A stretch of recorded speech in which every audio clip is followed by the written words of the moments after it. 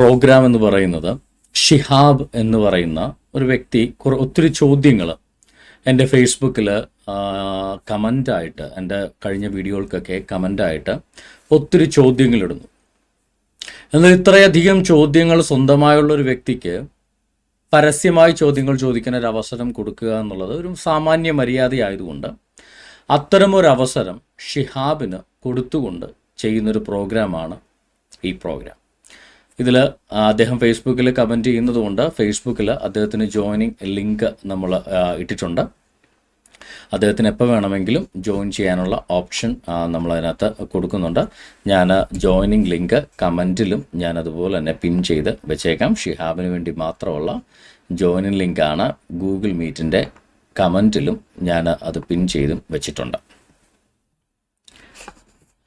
അപ്പോൾ നമുക്ക് ഷിഹാബിൻ്റെ ഇൻവിറ്റേഷൻ നമ്മളങ്ങ് കൊടുത്തതുകൊണ്ട് നമുക്ക് നമ്മുടെ പ്രോഗ്രാം അങ്ങ് ആരംഭിക്കാം. എല്ലാവർക്കും ഷിഹാബിൻ്റെ ചോദ്യങ്ങൾ എന്ന ഈ പ്രോഗ്രാമിലേക്ക് സ്വാഗതം. ഞാൻ നേരത്തെ പറഞ്ഞതുപോലെ അനേകം ചോദ്യങ്ങൾ ഷിഹാബ് ഇടുന്നുണ്ട്.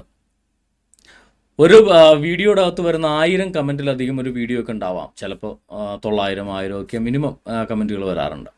ഈ കമൻറ്റുകളിലൊക്കെ ഒത്തിരി ചോദ്യങ്ങളും കാണും. ഇതെല്ലാം വായിച്ച് നോക്കി ഓരോ ചോദ്യത്തിനും മറുപടി കൊടുക്കുക, അത് ഓരോ വീഡിയോയിലും ഓരോ കമൻറ്റിലും മറുപടി കൊടുക്കുക എന്ന് പറഞ്ഞാൽ, ഞാൻ കഴിഞ്ഞ വർഷം അതിന് മുമ്പത്തെ വർഷം ഇട്ട വീഡിയോക്ക് വരെ ഇപ്പോഴും കമൻറ്റുകൾ വന്നുകൊണ്ടിരിക്കുന്നുണ്ട്. അതൊന്നും മനുഷ്യസാധ്യമായൊരു കാര്യമല്ല. അതുകൊണ്ട് ഒത്തിരി കമൻ്റ് ഇടുന്നവർ അവരുടെ ചോദ്യങ്ങൾക്ക് മറുപടി പരസ്യമായി അങ്ങ് പറയുക. അതാകുമ്പോൾ ഈ കമൻ്റ് ഇടാതെ ഉള്ളിൽ ചോദ്യം ഒളിപ്പിച്ചുകൊണ്ടിരിക്കുന്നവർക്കും ഒരു ഉപകാരമാവുമല്ലോ. അപ്പോൾ അങ്ങനെ പരസ്യമായി ഷിഹാബിനുള്ള മറുപടിയാണിത്. ഷിഹാബ് പ്രധാനമായും ഉന്നയിച്ച ഒരു ആരോപണം ഇതാണ്: സെബാസ്റ്റ്യൻ മുന്നക്കൽ വളരെ നല്ലത്, സംവാദം ഫേസ്ബുക്കിലും യൂട്യൂബിലും മാത്രമാണ് എന്നാണ് താങ്കൾ പറയുന്നത്. ഇനിയെങ്കിലും ഫേസ്ബുക്കിൽ താങ്കളുടെ കമൻറ്റ് ബോക്സിൽ വരുന്ന പോസ്റ്റുകൾക്ക് മറുപടി പറയാൻ താങ്കൾക്ക് കഴിയുമോ? അസഭ്യം പറയരുത്. എനിക്ക് കമൻറ്റ് ബോക്സ് എന്ന് പറയുന്നൊരു സാധനമില്ല. ഞാൻ വീഡിയോകളാണ് ഇടുന്നത്, അതും ലൈവായിട്ടുള്ള വീഡിയോകളാണ്. നട്ടലിൽ നിവർത്തി ചോദിക്കാൻ കഴിവുള്ള ആർക്കും വന്ന് ജോയിൻ ചെയ്ത് സംസാരിക്കാനുള്ള അവസരം എല്ലാ വീഡിയോയിലും ഒരുക്കാറുണ്ട്. അപ്പോൾ താങ്കളുടെ വെല്ലുവിളി സ്വീകരിച്ചുകൊണ്ട് താങ്കൾ കമൻറ്റ് ബോക്സിലിട്ട ചോദ്യങ്ങൾക്ക് ഞാൻ മറുപടി പറയുകയാണ്. തിരിച്ചങ്ങോട്ടും ചോദ്യങ്ങളുണ്ടാകും. അത് ഫേസ് ചെയ്യാൻ കഴിവുള്ളവർ മാത്രം ഇങ്ങോട്ട് ചോദ്യങ്ങൾ ചോദിച്ചാൽ മതി.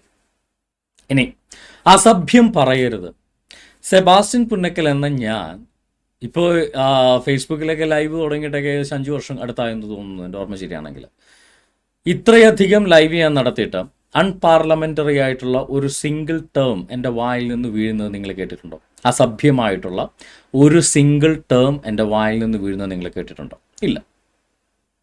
അപ്പോൾ അസഭ്യം പറയരുത് എന്ന് അദ്ദേഹം മുൻകൂർ ജാമ്യം എടുക്കുമ്പോൾ, ഏതോ തെറി പറയുന്ന ആളുകളുടെ അടുക്കൽ മുൻകൂർ ജാമ്യം എടുക്കുന്നത് പോലെ ഒരു മുൻകൂർ ജാമ്യം എടുക്കുന്നത് തന്നെ ഒരു വ്യാജൻ്റെ ലക്ഷണമാണ് എന്ന് നമുക്ക് മനസ്സിലാക്കാൻ സാധിക്കും. അല്ലെങ്കിൽ ഷിഹാബിന് ഞാൻ പറഞ്ഞിട്ടുള്ള ഒരു അസഭ്യം, ഒരു തെറി എവിടെയെങ്കിലും ഉണ്ടെങ്കിൽ ഒന്ന് ചൂണ്ടിക്കാണിക്കുക. എൻ്റെ വ്യക്തി ജീവിതത്തിലോ അല്ലെങ്കിൽ എൻ്റെ ഈ ഫേസ്ബുക്ക് ലൈവിലോ ഞാൻ പറഞ്ഞിട്ടുള്ള ഒരു തെറി ഉണ്ടെങ്കിൽ അദ്ദേഹത്തിന് ചൂണ്ടിക്കാണിക്കാൻ സാധിക്കും. പ്രിയ ഷിഹാബ് സഹോദര, ഈ അസഭ്യം എന്ന് പറഞ്ഞാൽ ഇതൊന്നുമല്ല. നിങ്ങളുടെ ഖുറാനകത്ത് അള്ളാഹു പറയുന്നതാണ് അസഭ്യം എന്ന് പറയുന്നത്. കേവലം ഒരു മനുഷ്യനെ ഖുറാനകത്ത് അള്ളാഹു വിളിക്കുന്ന ഒരു അസഭ്യമുണ്ട്, തന്തയില്ലാത്തവനെ എന്ന്. ഓക്കെ, അതറിയണമെങ്കിൽ ഖുറാനിലെ 68-ാമത്തെ സൂറ എടുക്കുക. 68-ാമത്തെ സൂറ സൂറത്ത് ഖലം, അതായത് പേന. സൂറത്ത് പേന അഥവാ സൂറത്ത് ഖലം എന്ന 68-ാമത്തെ സൂറയുടെ 13-ാമത്തെ വാക്കിൽ കേവലം അള്ളാഹുവിൻ്റെ സൃഷ്ടിയാണെന്ന് പറയപ്പെടുന്ന ഒരു മനുഷ്യനെ ഈ സൃഷ്ടാവെന്ന് പറയുന്ന അള്ളാഹു ചന്തയിൽ ഗുണ്ടകൾ വിളിക്കണ പോലെ പച്ചത്തെറി വിളിക്കുക, തന്തയില്ലാത്തവനെ എന്ന് പച്ചക്ക് വിളിക്കുകയാണ്. 13-ാമത്തെ ആയത്ത് ഇങ്ങനെയാണ്: അതിനു പുറമെ ക്രൂരനും ദുഷ്കീർത്തി നേടിയവനും. അത് മലയാളത്തിൽ ഉഡായ്പ തർജ്ജമയാണ്. അതിൻ്റെ ബ്രാക്കറ്റിൽ കൃത്യമായ തർജ്ജമ അമാനി മൗലവി കൊടുത്തിട്ടുണ്ട്. അഥവാ ശരിയായ പിതാവില്ലാത്തവനും, അതായത് തന്തയില്ലാത്തവനെ എന്ന് പച്ചക്ക് വിളിക്കുക. വ്യഭിചാരപുത്ര എന്നാണ് അവിടെ ഉപയോഗിച്ചിരിക്കുന്ന പദത്തിൻ്റെ കൃത്യമായ അർത്ഥമെന്ന് പറയുന്നത്. അതിൻ്റെ ഇംഗ്ലീഷ് ട്രാൻസ്ലേഷൻസ് എടുത്ത്, ഇപ്പം മലയാളം ട്രാൻസ്ലേഷൻ കണ്ടല്ലോ, പിതാവില്ലാത്തവൻ എന്ന് അള്ളാഹു ഒരു മനുഷ്യനെ വിളിക്കുക. അതിൻ്റെ ഇംഗ്ലീഷ് ട്രാൻസ്ലേഷൻസ് എടുത്തു കഴിഞ്ഞാൽ സഹീഹ് ഇൻ്റർനാഷണലിനകത്തും എല്ലാത്തിനകത്തും പലതിനകത്ത് ഇൻട്രൂസർ എന്ന് വിളിക്കുന്നുണ്ട്. പക്ഷേ യൂസഫ് അലി, അതുപോലെ തന്നെ ഷക്കീർ, മുഹമ്മദ് സർവാർ, മൊഹസിൻ ഖാൻ, ഇതിനകത്ത് എല്ലാത്തിനകത്ത് ബേസ് ബോൺ എന്നാണ് ഉള്ളൊരു പ്രയോഗമാണ് കൊടുക്കുന്നത്. Or illegitimate birth. Base born എന്ന് പറഞ്ഞാൽ, ബേസ് ബോൺ എന്ന് പറഞ്ഞു കഴിഞ്ഞാൽ അതൊരു തെറി വാക്കായിട്ടാണ് പല സമയത്ത് ഉപയോഗിക്കപ്പെടുക. അതായത് ഒന്നുകിൽ ഏറ്റവും താഴെയിൽ നിന്ന് ഉന്നതമായ നിലയിലെത്തി, ഇപ്പോൾ അബ്ദുൽ കലാമിനെയൊക്കെ പോലുള്ള വ്യക്തികളെയൊക്കെ കുറിക്കാൻ വേണ്ടി പറയും, അദ്ദേഹം വളരെ താഴെക്കിടയിൽ നിന്ന് ഉയർന്നു എന്നാണെന്നുള്ള അർത്ഥത്തിൽ ഉപയോഗിക്കാൻ പറയും. അതല്ല, ഒരാളെ ഇൻസൾട്ട് ചെയ്യാൻ വേണ്ടി പറയുന്നതാണെങ്കിൽ അതിൻ്റെ അർത്ഥം ബാസ്റ്റഡ് എന്നാണ്. ഇവിടെ ഉപയോഗിച്ചിരിക്കുന്ന അറബി പദം എന്ന് പറഞ്ഞാൽ സാനിമിൻ എന്നാണ്. സാനിമിൻ എന്ന പദത്തിന്റെ അർത്ഥം തന്നെ എന്താണ്? ആ പദത്തിന്റെ അറബി അർത്ഥം തന്നെ ബാസ്റ്റാർഡ് എന്നാണ്. ഞാൻ നിങ്ങൾക്ക് വേണ്ടി ഇവിടെ അൽമാനി ഇംഗ്ലീഷ് അറബിക് ഡിക്ഷണറി ഞാൻ എടുത്ത് ഡിസ്പ്ലേ ചെയ്യുന്നുണ്ട്. ബാസ്റ്റാർഡ് എന്നാണ്, അതായത് തന്തയില്ലാത്തവൻ എന്നാണ് അതിനർത്ഥം. ഖുറാനിൽ അള്ളാഹു ഈ പറയുന്നതൊക്കെയാണ് പച്ചത്തെറി എന്ന് പറയുന്നത്, അസഭ്യം എന്ന് പറയുന്നത്. അല്ലാതെ സെബാസ്റ്റ്യൻ മുന്നക്കൽ അസഭ്യം പറഞ്ഞിട്ടില്ല. അപ്പോൾ ഷിഹാബ് അസഭ്യം പറയരുതെന്ന് പറയേണ്ടത് 5 നേരം നിസ്കരിക്കുന്നുണ്ടെങ്കിൽ ആ നിസ്കരിക്കുന്ന കൂട്ടത്തിൽ അള്ളാഹിനോട് പറയുക, അള്ളാഹുവെ എന്നെ തന്തയില്ലാത്തൊരൊന്നും വിളിച്ച് അസഭ്യം പറയരുതേ എന്ന് അള്ളാഹുവിനോട് പറയുക. അങ്ങനെ ഒരു അസഭ്യം പറയാതെ വണ്ണം നാവ് കെട്ടിയിടണമെങ്കിൽ അത് നിങ്ങളുടെ അള്ളാഹിൻ്റെ നാവാണ് കെട്ടിയിടേണ്ടത്, അല്ലാതെ സെബാസ്റ്റ്യൻ മുന്നക്കലിൻ്റെ നാവല്ല. അപ്പോൾ അസഭ്യം പറയുന്നത് അള്ളാഹു ആണ്, അല്ലാതെ സെബാസ്റ്റ്യൻ മുന്നക്കലല്ല. ഇനി സെബാസ്റ്റ്യൻ അസഭ്യം പറഞ്ഞു, അതുകൊണ്ട് സെബാസ്റ്റ്യൻ ഇനി അള്ളാഹു ആണ് എന്ന് പറഞ്ഞുകൊണ്ട് നാളെ ഷിഹാബ് ചോദ്യങ്ങളുമായിട്ട് വരരുത്. കേവലം ഒരു മനുഷ്യനെ പച്ചത്തെറി വിളിക്കണ ദൈവം. ഇതിൽ നിന്ന് എന്ത് മനസ്സിലാക്കാം? മുഹമ്മദ് എന്ന് പറയുന്ന ഒരു മനുഷ്യന്റെ ഫ്രസ്ട്രേഷനിൽ നിന്ന്, അതായത് മുഹമ്മദ് ആയത്തിറക്കിയപ്പോൾ അത് വെറും മുത്തശ്ശി കഥയാണെന്ന് ഇദ്ദേഹം പറഞ്ഞു. അതാണ് പ്രശ്നം. മുഹമ്മദ് ആയത്തിറക്കി, ഒരാൾ പറഞ്ഞു അത് വെറും മുത്തശ്ശിക്ക, ദൈവം ഓരോ കഥകൾ എടുത്ത് പറയുന്നതെന്ന് പറഞ്ഞു. അപ്പം തന്നെ അള്ളാഹു ആയത്തിലൂടെ പറഞ്ഞവൻ്റെ തന്തക്ക് വിളിക്കുക. ഇതിൽ നിന്ന് എന്ത് മനസ്സിലാക്കാം? മുഹമ്മദ് എന്ന് പറയുന്ന ഒരു വ്യക്തിയുടെ കഥാപാത്രം മാത്രമാണ് അള്ളാഹ് എന്നുള്ള ഒരു ഈ ഖുറാനിലെ കഥാപാത്രം എന്ന് നമുക്ക് മനസ്സിലാക്കാൻ സാധിക്കും. ഓക്കെ, നമ്മളെന്തായാലും കാര്യത്തിലേക്ക് കിടക്കാം. ഐശ്വര്യമായിട്ട് ഷിഹാബിൻ്റെ ഒന്നാമത്തെ ചോദ്യത്തിലേക്ക് കിടക്കാം. ഒരു പോസ്റ്റിലുള്ള പല ചോദ്യങ്ങളുണ്ട്, അതിൽ ഒരു പോസ്റ്റ്, ഒന്നാമത്തെ പോസ്റ്റിൽ ഒന്നാമത്തെ ചോദ്യത്തിലേക്ക് നമുക്ക് കിടക്കാം. സെബാസ്റ്റ്യൻ മറുപടി പറയുമോ? ഈശോ മിശിഹാസു ദീർഘായുഷ്മാനായിരുന്നു. ഈ ഭൂമിയിൽ 120 സംവത്സരമായിരുന്നു അദ്ദേഹത്തിൻ്റെ ആയുഷ്കാലം. ഇങ്ങനെയാണല്ലോ അവിടെ പോയി ജനസംഖ്യ കണക്കെടുത്തത്. യേശുക്രിസ്തുവിൻ്റെ കൂടെ ജീവിച്ചിരുന്ന മത്തായി, യോഹന്നാൻ തുടങ്ങിയവരെല്ലാം അക്കാലത്ത് ജീവിച്ചിരുന്ന സമകാലീനമായിട്ട് ജീവിച്ചിരുന്ന ലൂക്കോസ്, മർക്കോസ് തുടങ്ങിയവർ, യേശുക്രിസ്തുവിനെ കൊന്ന റോമൻ ഗവർണറിൻ്റെ പിൻതലമുറക്കാരായ റോമൻ ഗവർണർമാർ, ഇവരെല്ലാം ഒരേപോലെ പറയുന്നു യേശുക്രിസ്തുവിനെ പൊന്തിയോസ് പീലാത്തോസ് ക്രൂശിക്കാൻ കൽപ്പിച്ചു, ക്യാപിറ്റൽ പണിഷ്മെൻറ്റ് കൊടുത്തു. എന്നാൽ യേശുക്രിസ്തു മരിച്ച് അടക്കപ്പെട്ട് ഉയർത്തെഴുന്നേറ്റ് 2000 വർഷത്തിന് ശേഷം ഷിഹാബ് എന്ന് പറയുന്ന ഒരു മലയാളി ഇരുന്ന് പറയേ യേശുക്രിസ്തു 120 വർഷം ജീവിച്ചിരുന്നെന്ന്. എൻ്റെ പൊന്നു ഷിഹാബേ, താങ്കളുടെ മുതുമുത്തശ്ശൻ എത്ര വർഷം ജീവിച്ചിരുന്നെന്ന് താങ്കൾക്ക് വലിയ കണക്കുമുണ്ടോ? സ്വന്തം കുടുംബത്തെ അപ്പൂപ്പന്മാരുടെ വർഷം ജീവിച്ചിരുന്ന അറിയാത്ത താങ്കളാണ് 2000 വർഷങ്ങൾക്ക് മുന്നേ ജീവനോടെ ഇരുന്ന ദൃക്സാക്ഷികളുടെ വിവരണം അംഗീകരിക്കാതെ, അന്നത്തെ ഔദ്യോഗിക ഭരണകർത്താക്കളുടെ വിവരണം അംഗീകരിക്കാതെ, റോമൻ ഹിസ്റ്ററി അംഗീകരിക്കാതെ, ക്രൈസ്തവ ഹിസ്റ്ററി അംഗീകരിക്കാതെ, വിശുദ്ധ വേദപുസ്തകം അംഗീകരിക്കാതെ അതിനകത്ത് പറയുന്നു യേശുക്രിസ്തു മരിച്ചു എന്ന്. ഷിഹാബ് പറയല്ല 120 വർഷം ജീവിച്ചിരുന്നെന്ന്. അതാ ഞാൻ ചോദിച്ചത്, താങ്കളുടെ കുടുംബത്തെ മുതുമുത്തശ്ശൻ്റെ പ്രായം പോലും കൃത്യമായിട്ട് പറയാൻ അറിയാത്ത താങ്കൾ 2000 വർഷങ്ങൾക്ക് മുന്നേ യേശുക്രിസ്തുവിൻ്റെ ഏജൊക്കെ 120-ാം വയസ്സിൽ കൃത്യമായിട്ട് മരിച്ചു, 120-ാം വയസ്സിൽ ഷാർപ്പായിട്ട് മരിച്ചു എന്നാണ് ഇദ്ദേഹം പറയുന്നത്. ഇനി യേശുക്രിസ്തു ദീർഘായുസ് പ്രാപിക്കുമെന്ന് യെശയ്യാ പ്രവാചകനിലൂടെ ദൈവം പറയുന്നു എന്നാണ് പറയുന്നത്. നമുക്കതൊന്ന് വായിച്ചു നോക്കാം. അദ്ദേഹം പറഞ്ഞ വാക്യം ഇതാണ്: അവൻ പീഡനത്താലും ശിക്ഷാവിധിയാലും എടുക്കപ്പെട്ടു, ജീവനുള്ളവരുടെ ദേശത്തുനിന്ന് അവൻ ഛേദിക്കപ്പെട്ടു എന്നുള്ള വാക്യങ്ങളൊക്കെ അദ്ദേഹം എടുക്കുകയാണ്. അവൻ സന്തതിയെ കാണുകയും ദീർഘായുസ് പ്രാപിക്കുകയും യഹോവയുടെ ഇഷ്ടം അവൻ്റെ കയ്യാൽ സാധിക്കുകയും ചെയ്യും. യെശയ്യാ പ്രവാചകന്റെ പുസ്തകം 53 അധ്യായം 10-11 അദ്ദേഹം എടുക്കുകയാണ്. അതിനുശേഷവും താഴേക്ക് സങ്കീർത്തനക്കാരൻ്റെ കാര്യമൊക്കെ അദ്ദേഹം പറയുന്നത്. നമുക്ക് ആദ്യം യെശയ്യാ പ്രവാചകന്റെ പുസ്തകത്തിൻ്റെ ഭാഗം തന്നെ എടുക്കാം. മറ്റൊരു കമൻറ്റിലും അദ്ദേഹം ഇത് റെഫർ ചെയ്ത് പറഞ്ഞിട്ടുണ്ട്. എൻ്റെ വീഡിയോയുടെ അകത്ത് വന്ന് മറ്റൊരു കമൻറ്റിലും യെശയ്യാ പ്രവാചകന്റെ 53 അധ്യായം 8-10 വാക്യങ്ങൾ എടുത്തിട്ട് പറയുന്നുണ്ട്. അവൻ പീഡനത്താലും ശിക്ഷാവിധിയാലും എടുക്കപ്പെട്ടു, ജീവനുള്ളവരുടെ ദേശത്ത് നിന്ന് അവൻ ഛേദിക്കപ്പെട്ടുവെന്നും തൻ്റെ ജനത്തിൻ്റെ അതിക്രമം നിമിത്തം അവന് ദണ്ഡനം വന്നുവെന്നും അവൻ്റെ തലമുറയിൽ ആർ വിചാരിച്ചു. അടുത്ത വാക്യം പുള്ളി അങ്ങ് വിഴുങ്ങി. അടുത്ത വാക്യം പുള്ളി അങ്ങ് വിഴുങ്ങിയിട്ട് ആ 10-ാം വാക്യം ഇടുകയാണ്, അവൻ തൻ്റെ സന്തതി പരമ്പരയെ കാണുകയും ദീർഘായുസ് പ്രാപിക്കുകയും ചെയ്യും. എന്നിട്ട് അദ്ദേഹം വിശദീകരിക്കുക, മേൽ പറയപ്പെട്ട ബൈബിൾ പ്രവചനത്തിൽ നിന്നും യേശു തൻ്റെ ജനത്തിൻ്റെ അതിക്രമത്തിനും പീഡനത്തിനും ശിക്ഷാവിധിക്കും വിധേയമാകുമെങ്കിലും അദ്ദേഹം സ്വദേശത്ത് നിന്ന് പാലായനം ചെയ്യുമെന്ന് ബൈബിളിൽ എവിടെ പറഞ്ഞേക്കുന്നത്? പുള്ളി അങ്ങ് പറയുക, സ്വദേശത്ത് നിന്ന് പാലായനം, ജീവനുള്ളവരുടെ ദേശത്ത് നിന്ന് ഛേദിക്കപ്പെട്ടു എന്ന്, അതായത് മരിച്ചു എന്ന്. ജീവനുള്ളവരുടെ ദേശത്ത് നിന്ന് ഛേദിക്കപ്പെടുക എന്ന് പറഞ്ഞാൽ മരിച്ചു. ഇദ്ദേഹം പറയാം സ്വദേശത്ത് നിന്ന് പാലായനം ചെയ്ത്. അപ്പോൾ ഈ പാലായനം ചെയ്ത് പോകുന്ന നാടൊക്കെ മരിച്ചവരുടെ നാടായിരുന്നു, പ്രേതങ്ങളുടെ നാടായിരുന്നു, അല്ല പാതാളത്തിലേക്കാണോ പാലായനം ചെയ്ത്? ഈ പറയുന്നതിനകത്തൊക്കെ എന്തെങ്കിലുമൊക്കെ ഒരു ലോജിക്ക് വേണം കേട്ടോ ഷിഹാബ്. ജീവനുള്ളവരുടെ ദേശത്ത് നിന്ന് ഛേദിക്കപ്പെടുക എന്ന് പറഞ്ഞാൽ വിവരവും വിദ്യാഭ്യാസവും ഉള്ളവർക്ക് മനസ്സിലാകും അതൊരു സാഹിത്യ പ്രയോഗമാണെന്ന് മരിക്കുന്നതിനെ കാണിക്കുകയാണ്. ജീവനുള്ളവരുടെ ദേശത്ത് നിന്ന് ഛേദിക്കപ്പെടുക, അതിന് തൊട്ടടുത്ത വാക്യത്തിൽ മരിച്ചു എന്ന് തന്നെ പറയുന്നുണ്ട്. അതവൻ വിഴുങ്ങിയത് പോട്ടെ. ജീവനുള്ളവരുടെ ദേശത്ത് നിന്ന് എടുക്കപ്പെട്ടു, അല്ലെ ഛേദിക്കപ്പെട്ടു, അവൻ വെട്ടിമാറ്റപ്പെട്ടു. ജീവനുള്ളവരുടെ ദേശത്ത് നിന്ന് വെട്ടിമാറ്റപ്പെട്ടു എന്ന് പറഞ്ഞാൽ മരിച്ചു എന്നാണ് അർത്ഥം, അല്ലാതെ ജമ്മു കാശ്മീരിലേക്ക് വന്നതല്ലല്ലോ. എന്താ ജമ്മു കാശ്മീരിൽ പ്രേതങ്ങൾ മാത്രമായിരുന്നോ ജീവിച്ചിരുന്നത് ഷിഹാബെ? ജമ്മു കാശ്മീർ ഈ ഡ്രാക്കുളയുടെ കോട്ടയൊന്നും അല്ല കേട്ടോ. അത് മനസ്സിലാക്കാനുള്ള കോമൺ സെൻസ് എന്തായാലും ഷിഹാബിന് ഉണ്ടാവട്ടെ, നമുക്ക് പ്രാർത്ഥിക്കാം. അപ്പോൾ മേൽ പറയപ്പെട്ട ബൈബിൾ പ്രവചന പ്രകാരം, യെശയ്യാ പ്രവാചകന്റെ പുസ്തകം 53 പ്രകാരം യേശു ക്രിസ്തു മരിച്ചിട്ടില്ല, ക്രൂശിക്കപ്പെട്ടിട്ടില്ല എന്നാണ് ഇദ്ദേഹം പറയുന്നത്. നമുക്ക് യെശയ്യാ പ്രവാചകന്റെ പുസ്തകം 53 അധ്യായം 7 മുതൽ 10 വരെ ഒന്ന് നൈസായിട്ടൊന്ന് വായിക്കും.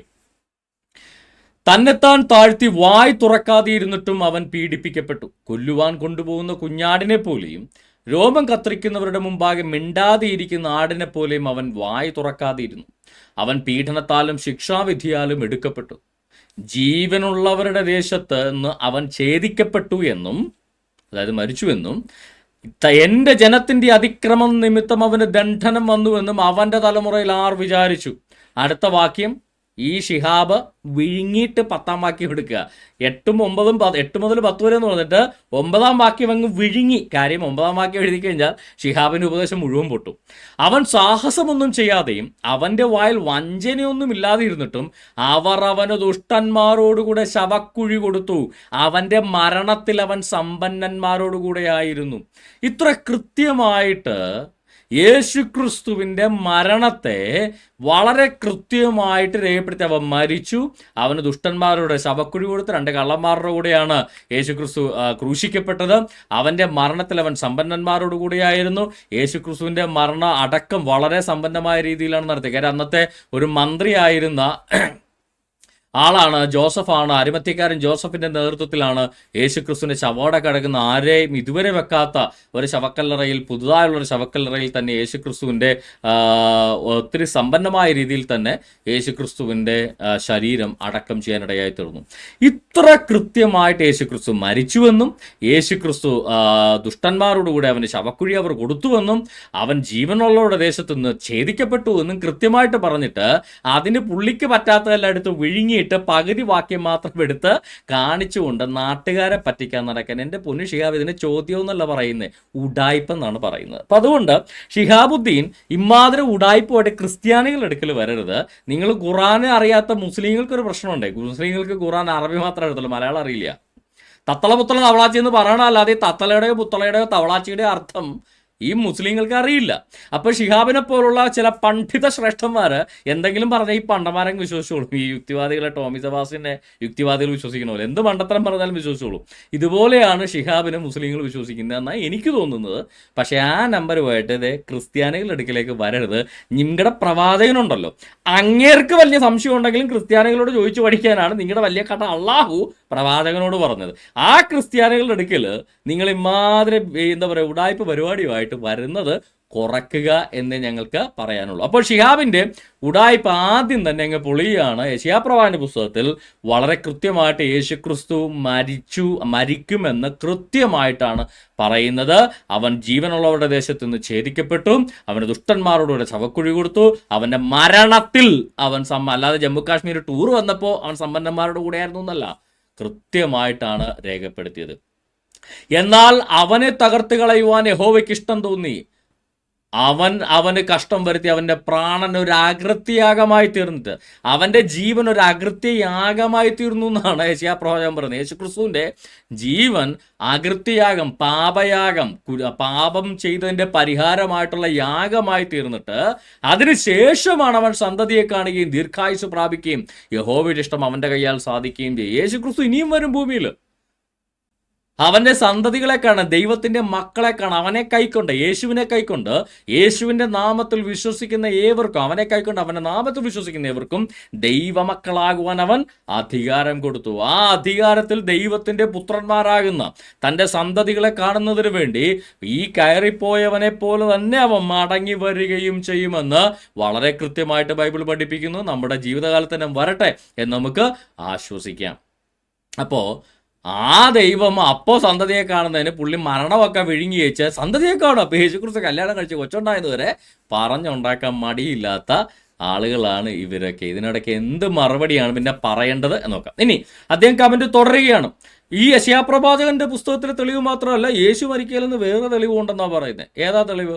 സങ്കീർത്തനക്കാരിലൂടെ ദൈവം പ്രഖ്യാപിച്ചിട്ടുണ്ടോ? എന്നാൽ പിന്നെ നമുക്കൊന്ന് കാണണമല്ലോ.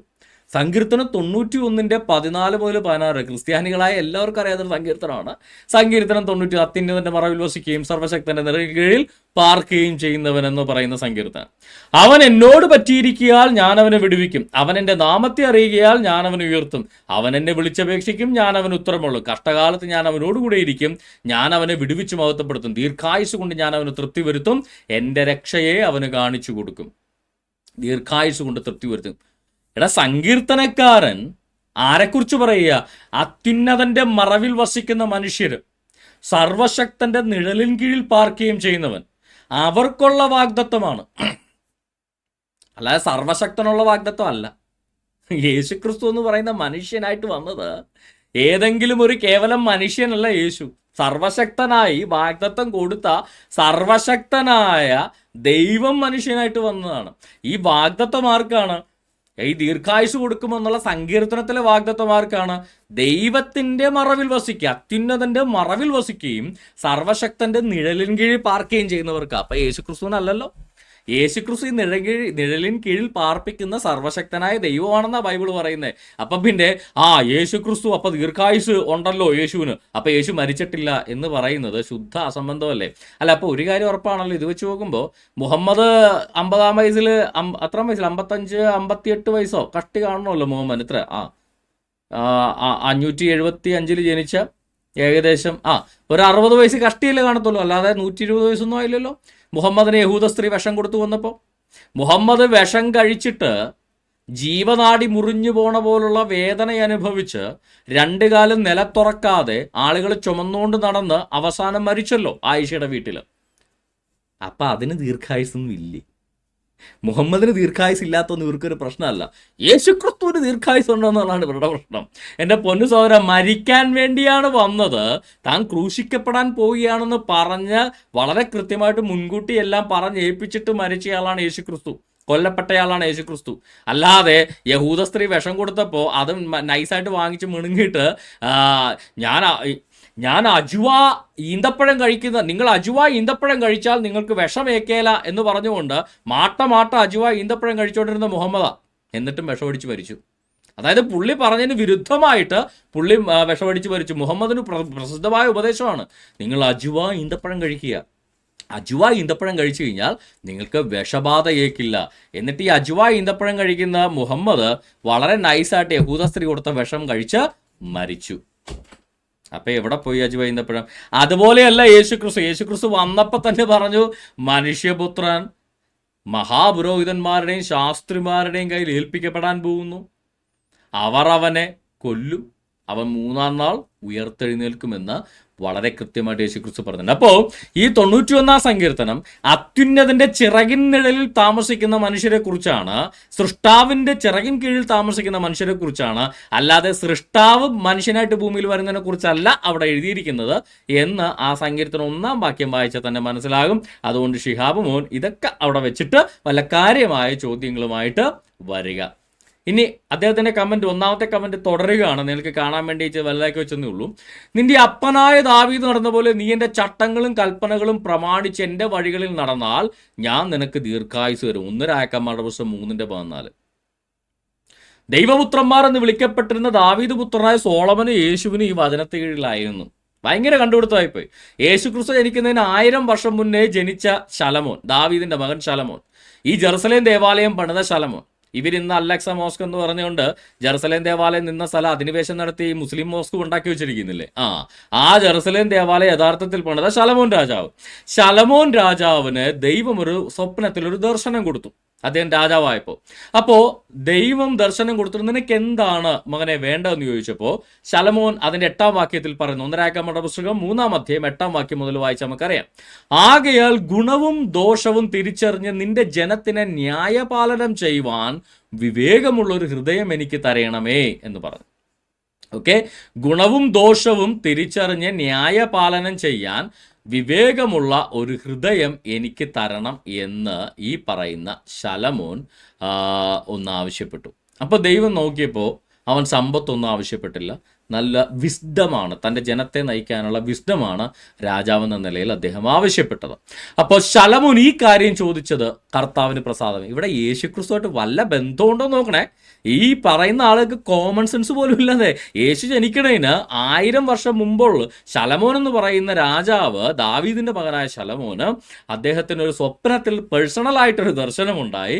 അതിനകത്ത് നിനക്ക് എന്താണ് വേണ്ടതെന്ന് ദൈവം ചോദിച്ചപ്പോൾ എനിക്ക് ജ്ഞാനം മതി, വിസ്ഡം മതി, പരിജ്ഞാനം മതി, തൻ്റെ ജനത്തെ നയിക്കാനുള്ള പരിജ്ഞാനം മതി എന്ന് ശലോമോൻ പറഞ്ഞപ്പോൾ ശലോമോൻ ആ കാര്യം ചോദിച്ചത്, അല്ലാതെ യേശുക്രിസ്തു ചോദിച്ചതല്ല, ശലോമോൻ ആ കാര്യം ചോദിച്ചത് കർത്താവിന് പ്രസാദമായി.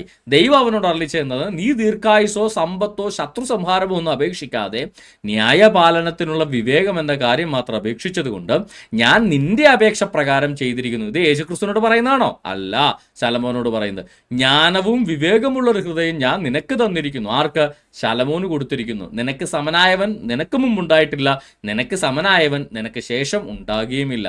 ഇതിനു പുറമെ നീ അപേക്ഷിക്കാത്തതായ സമ്പത്തും മഹത്വവും കൂടെ ഞാൻ നിനക്ക് തന്നിരിക്കുന്നു. നിന്റെ ആയുഷ്കാലത്തൊക്കെയും രാജാക്കന്മാരിൽ ഒരുത്തനും നിനക്ക് സമനാകുകയില്ല. നിന്റെ അപ്പനായ ദാവീദ് നടന്ന പോലെ നീ എൻ്റെ ചട്ടങ്ങളും കൽപ്പനകളും പ്രമാണിച്ച് എൻ്റെ വഴികളിൽ നടന്നാൽ ഞാൻ നിനക്ക് ദീർഘായുസ് തരും. ഇങ്ങനെ ദൈവം ശലോമോനോട് പറഞ്ഞുകൊണ്ട് യേശുക്രിസ്തുവിന് മരിക്കാൻ പാടില്ലെന്ന് പറഞ്ഞാൽ എൻ്റെ പൊന്ന് ശിഹാബേ, ഒന്നും പറയാനില്ല. പിണറായി വിജയൻ പറഞ്ഞ കാര്യം എനിക്കുള്ളൂ, തല ഒന്ന് പരിശോധിക്കാൻ പലയിടത്തും കൊടുക്കുക. ശലോമോനോട് ദൈവം നേരിട്ടൊരു സ്വപ്നത്തിൽ കണ്ട് ശലോമോനോട് ഇന്ററാക്ട് ചെയ്ത് ശലോമോൻ പറഞ്ഞ കാര്യത്തെ അനുഗ്രഹമായിട്ട് നീ നല്ല വഴിക്ക് കിടന്നാൽ നിനക്ക് ദീർഘായുസ് ഉണ്ടാകും ശലോമോൻ എന്ന് ശലോമോനോട് പറഞ്ഞ കാര്യം കൊണ്ടേ യേശുക്രിസ്തുവിന് ദാവീദ് പുത്രൻ എന്ന് വിളിക്കണുണ്ട്. യേശുക്രിസ്തു മശിഹി ആയതുകൊണ്ട് യേശുക്രിസ്തുവിനും ദീർഘായുസാണ്. ശരിക്കും പറഞ്ഞാൽ നിങ്ങളൊക്കെ മുസ്ലിങ്ങളായിട്ട് ജീവിക്കേണ്ടവർ തന്നെയാണ്. കാര്യം ഇമാതിരെ ബൗദ്ധിക നിലവാരമുള്ളവർക്ക് പറ്റിയ മതം മുസ്ലിമാണ്. വേറൊരു മതത്തിലൊന്നും നിങ്ങൾക്കുള്ള ആംബിയർ പോലും ഇല്ല. എനിക്ക് തോന്നണേ നിരീശ്വര മതക്കാർ പോലും എടുക്കില്ലെന്ന് തോന്നുന്നു. കാര്യം ശിഹാബിനെ പോലുള്ള ഇത്ര എന്താ പറയുക IQ താന്നവർക്ക്, ഇത്രത്തോളം ബുദ്ധി താഴ്ന്നവരെന്ന് ഞാൻ പറയത്തുള്ളൂ. കാര്യം ഒരു കോമൺ സെൻസ് ഉള്ള ഒരു മനുഷ്യൻ ഇങ്ങനെ പറയത്തില്ല. അപ്പം ഇത്രത്തോളം താഴ്ന്നവർക്ക് പറ്റിയ മതം ഇസ്ലാം. ദയവ് ചെയ്ത് അവിടെ നിന്ന് ഇറങ്ങരുത്, അവിടെ തന്നെ നിൽക്കണം. നിങ്ങൾക്ക് പറ്റിയ ഇസ്ലാമും തന്തക്കുളിക്കുന്ന അള്ളാഹും ഈ മുഹമ്മദും ഒക്കെയാണ് നിങ്ങൾക്ക് പറ്റിയ ഇടം. വേറെ എങ്ങും പോകരുത് കേട്ടോ ചേട്ടൻ, അവിടെ തന്നെ നിന്നോണം. ഇനി തിരിച്ചങ്ങട് ഇപ്പോൾ ഇദ്ദേഹത്തിൻ്റെ യേശുക്രിസ്തു ദീർഘായുസ് ഉണ്ടാകുന്നതുകൊണ്ട് യേശുക്രിസ്തു മരിച്ചിട്ടില്ല എന്നുള്ള പ്രവചനമൊക്കെ ചീറ്റിപ്പോയ സ്ഥിതിക്ക് നമുക്ക് ഇച്ചിരി പച്ച പോസ്റ്റ് അങ്ങോട്ടങ്ങ് കൊടുക്കാം. ഖുറാനിലെ 69-ാമത്തെ അധ്യായം സൂറത്ത് ഹാഖയിൽ 44 മുതൽ 47 വരെയുള്ള ആയത്തുകളിൽ ഖുറാനിൽ പറയുന്നൊരു കാര്യമുണ്ട്. നമ്മുടെ പേരിൽ അദ്ദേഹം, അതായത് മുഹമ്മദ്, വല്ല വാക്കും കെട്ടിച്ചമച്ച് പറഞ്ഞിരുന്നെങ്കിൽ അദ്ദേഹത്തെ നാം വലത് കൈകൊണ്ട് പിടികൂടുകയും അദ്ദേഹത്തിൻ്റെ ജീവനാഠി നാം മുറിച്ചു കളയുകയും ചെയ്യുമായിരുന്നു. അപ്പോൾ നിങ്ങളിൽ ആർക്കും അദ്ദേഹത്തിൽ നിന്ന് ശിക്ഷയെ തടയാനാവില്ല. അതായത് മുഹമ്മദ് കള്ളത്തരമായിട്ട് എന്തെങ്കിലും ഖുറാനകത്ത് എഴുതിയാൽ മുഹമ്മദിനെ അള്ളാഹു പിടിച്ചിട്ട് മുഹമ്മദിൻ്റെ ജീവനാഠി മുറിച്ചു കളയുമെന്നാണ് അള്ളാഹു ഖുറാനിൽ പറയുന്നത്. മുഹമ്മദ് മരിച്ചപ്പോൾ മുഹമ്മദ് പറയുന്ന ഭാഗം ഒന്ന് വായിച്ചു നോക്ക്. കാര്യം മുഹമ്മദിന് ഓർമ്മശക്തി ഇല്ലാഞ്ഞിട്ട് ഇതൊക്കെ പുള്ളി മറന്നുപോയി. സഹീൽ ബുഖാരി 64-ാമത്തെ ബുക്ക് 450-ാമത്തെ ഹദീസ് ഞാനിവിടെ എടുത്ത് കാണിക്കുന്നുണ്ട്, നിങ്ങൾക്ക് വായിക്കാം. ആയിഷ നിവേദനം, പ്രവാചകൻ തൻ്റെ മരണകാരണമായ അസുഖത്തിൽ ആയിഷയോട് പറയാറുണ്ടായിരുന്നു, അല്ലയോ ആയിഷ, ആ ഖൈബറിൽ നിന്ന് കഴിച്ച ഭക്ഷണത്തിൽ നിന്നുള്ള ആ വിഷത്തിൻ്റെ വേദന, ആ ഭക്ഷണത്തിൽ നിന്നുള്ള വേദന എനിക്കിപ്പോഴും തോന്നുന്നു. എനിക്ക് തോന്നുന്നു എൻ്റെ ജീവനാഡി മുറിഞ്ഞ്, ആ വിഷം കൊണ്ട് എൻ്റെ ജീവനാഡി മുറിഞ്ഞതുപോലെ എനിക്ക് വേദന അനുഭവപ്പെടുന്നു. ഇങ്ങനെ പറഞ്ഞുകൊണ്ടാണ് അദ്ദേഹം മരിക്കുന്നത്. ഇതിന് ശേഷം അദ്ദേഹം മരിക്കുക ചെയ്യുന്നത്. എൻ്റെ ജീവനാഡി മുറിഞ്ഞതുപോലുള്ള വേദന എനിക്ക് ആ ഖൈബറിൽ നിന്ന്, ഭക്ഷണത്തിൽ നിന്ന് കഴിച്ച വിഷം കൊണ്ട് എനിക്കിപ്പോഴും അനുഭവപ്പെടുന്നു എന്ന് പറഞ്ഞാൽ അത്രയും വേദനയിൽ നിന്നുകൊണ്ടാണ് മുഹമ്മദ് മരിക്കുന്നത്. അല്ല, താങ്കൾ ഈ ഇല്ലാത്ത പ്രവചനമൊക്കെ ഉണ്ടാക്കി യേശുക്രിസ്തുവിന് ദീർഘായുസ് കൊടുക്കാൻ നടക്കുന്ന താങ്കൾ എൻ്റെ ഈ പ്രവചനം കണ്ടില്ല, ഖുറാനെ പ്രവചനത്തിന് വലിയ വിലയൊന്നുമില്ലെന്നാണ് താങ്കൾ പറയുന്നത്. അപ്പം ഇക്കണക്കിന് ഖുറാൻ തന്നെ സാക്ഷ്യപ്പെടുത്തുന്നു മുഹമ്മദ് കള്ളത്തരമാണ് ചെയ്തത്, മുഹമ്മദ് പ്രവാചകനല്ല, കള്ളപ്രവാചകനാണെന്ന് ഖുറാൻ പറയുന്നു. ഈ ഖുറാൻ സത്യമാണെന്നുള്ളതിൻ്റെ ഏക സാക്ഷി ആരാ? മുഹമ്മദ്. കാര്യം മുഹമ്മദ് മാത്രം പറഞ്ഞിട്ടുള്ള കാര്യങ്ങളാണ് ഖുറാനിലുള്ളത്. അള്ളാഹു പറഞ്ഞു, ജിബ്രീൽ പറഞ്ഞു, ഇയാൾ പറഞ്ഞു എന്ന് മുഹമ്മദ് പറഞ്ഞ കാര്യങ്ങൾ മാത്രമാണ് ഖുറാനകത്തുള്ളത്. അപ്പം മുഹമ്മദ് കള്ളത്തരമാണെന്നെങ്കിൽ ഖുറാൻ കള്ളത്തരമാണ്. ഖുറാൻ പറയുന്നു മുഹമ്മദ് കള്ളപ്രവാചകനാണെന്ന്. അപ്പം പിന്നെ നിങ്ങൾ എന്ത് പുസ്തകത്തോടെ നടക്കുന്നത്? അതായത് ഖുറാൻ്റെ ഓതൻറ്റിസിറ്റി മുഹമ്മദിൽ മാത്രമാണ്. കാര്യം മുഹമ്മദ് എന്ന് പറയുന്ന ഒരു വ്യക്തിയെ കേന്ദ്രീകരിച്ച ഒരു പുസ്തകമാണ് ഖുറാൻ. മുഹമ്മദാണ് ഖുറാൻ ഉണ്ടാക്കിയത്.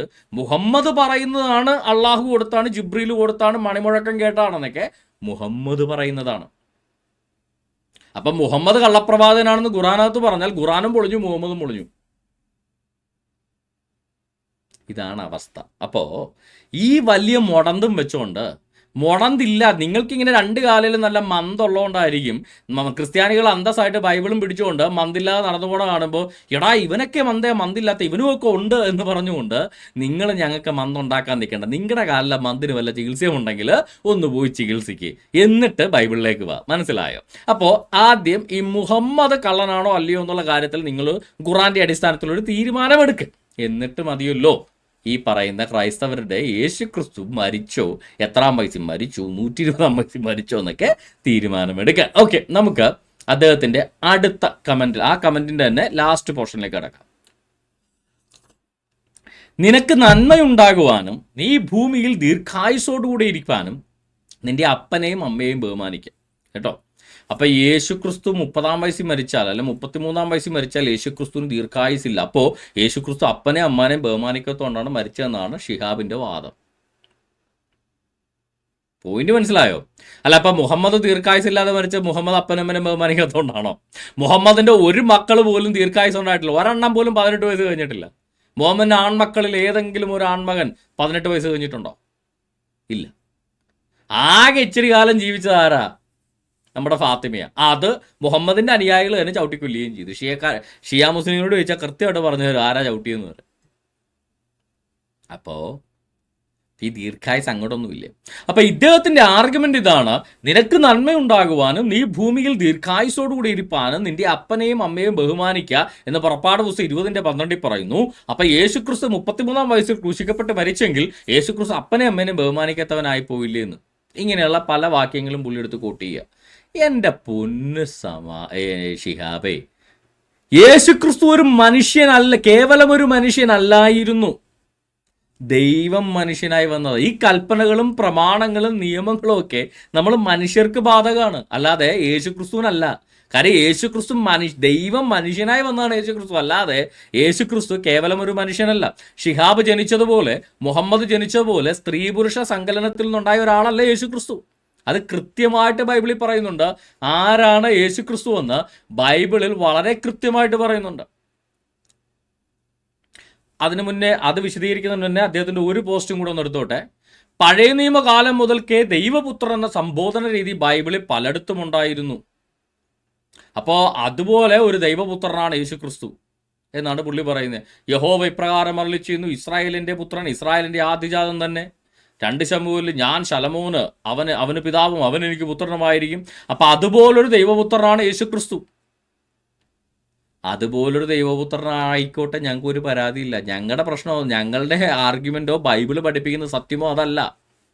യേശുക്രിസ്തു ദൈവപുത്രനാണെന്നുള്ള ക്വസ്റ്റ്യൻ എന്ന് പറയുന്നത്, അങ്ങനത്തെ ഒരു ചോദ്യം പോലും ക്രിസ്ത്യാനികളുടെ ഇടയിലില്ല. കാര്യം എന്താ? യേശുക്രിസ്തു പല വഴിക്ക് ദൈവപുത്രനാണ്. മനുഷ്യരിലൊരുവനായതുകൊണ്ട്, അവൻ മനുഷ്യപുത്രനായതുകൊണ്ട് അവൻ ദൈവപുത്രനാണ്. കാര്യം ആദാം ദൈവത്തിൻ്റെ മകനാ. അപ്പം പിന്നെ ആദാമിൻ്റെ പുത്രന്മാരെല്ലാം ദൈവപുത്രന്മാരാ. അവൻ ദാവീദ് പുത്രനായതുകൊണ്ട് ദാവീദിൻ്റെ സന്തതി പരമ്പരയിലെ രാജാക്കന്മാരോട് പൊതുവെ ദൈവപുത്രന്മാരെന്നാ പറയുന്നത്. അതവരുടെ ടൈറ്റിലാണ്. അപ്പോൾ ഈ പല വഴിക്ക് യേശുക്രിസ്തു ദൈവപുത്രനാണ്. ഇവിടെ ഞങ്ങൾക്കൊരു ചോദ്യമേ അല്ല. ഞങ്ങൾ പഠിക്കുന്നതും ഞങ്ങൾ വിശ്വസിക്കുന്നതും ബൈബിൾ പഠിപ്പിക്കുന്നതും ദൈവപുത്രനായി മനുഷ്യപുത്രനായ ഈ യേശുക്രിസ്തു എന്ന ഈ മനുഷ്യനായിട്ട് ഭൂമിയിൽ വന്നത് സർവശക്തനായ പടച്ചതമ്പുരാനായ ദൈവം തന്നെയാണെന്നാണ് ബൈബിൾ പഠിപ്പിക്കുന്നത്. മനസ്സിലായോ? അല്ലാതെ യേശുക്രിസ്തു ദൈവപുത്രനാണോ, അതെങ്ങനത്തെ ദൈവപുത്രനാണെന്നുള്ളൊരു ക്വസ്റ്റ്യനേ ഉദിക്കുന്നില്ല. ഞങ്ങളെ സംബന്ധിച്ച് ആ ദൈവപുത്രനായ മനുഷ്യനായി ഭൂമിയിൽ വന്നത് സർവശക്തനായ ദൈവം തന്നെയാണ് എന്നുള്ളതാണ് ക്രൈസ്തവ പഠനം എന്ന് പറയുന്നത്. അത് മനസ്സിലാക്കണമെങ്കിൽ അപ്പോസ്തലന്മാർ പഠിപ്പിച്ചത് എന്താണ്? സുവിശേഷത്തിനകത്ത് യോഹന്നാന്റെ സുവിശേഷം 1-ാം അധ്യായം അതിന് 1-ാം വാക്യവും 14-ാം വാക്യവും ഒന്ന് വായിക്കുക. ആദിയിൽ വചനമുണ്ടായിരുന്നു, വചനം ദൈവത്തോടു കൂടെയായിരുന്നു, ആ ദൈവത്തോടു കൂടെ ഇരുന്ന വചനം ആരായിരുന്നു? വചനം ദൈവമായിരുന്നു. ആ ദൈവമായിരുന്ന വചനമാണ് ജഡമായി തീർന്ന് കൃപയും സത്യവും നിറഞ്ഞവനായി നമ്മുടെ ഇടയിൽ പാർത്തെന്ന് യോഹന്നാൻ അപ്പോസ്തലൻ പറയുന്നത്.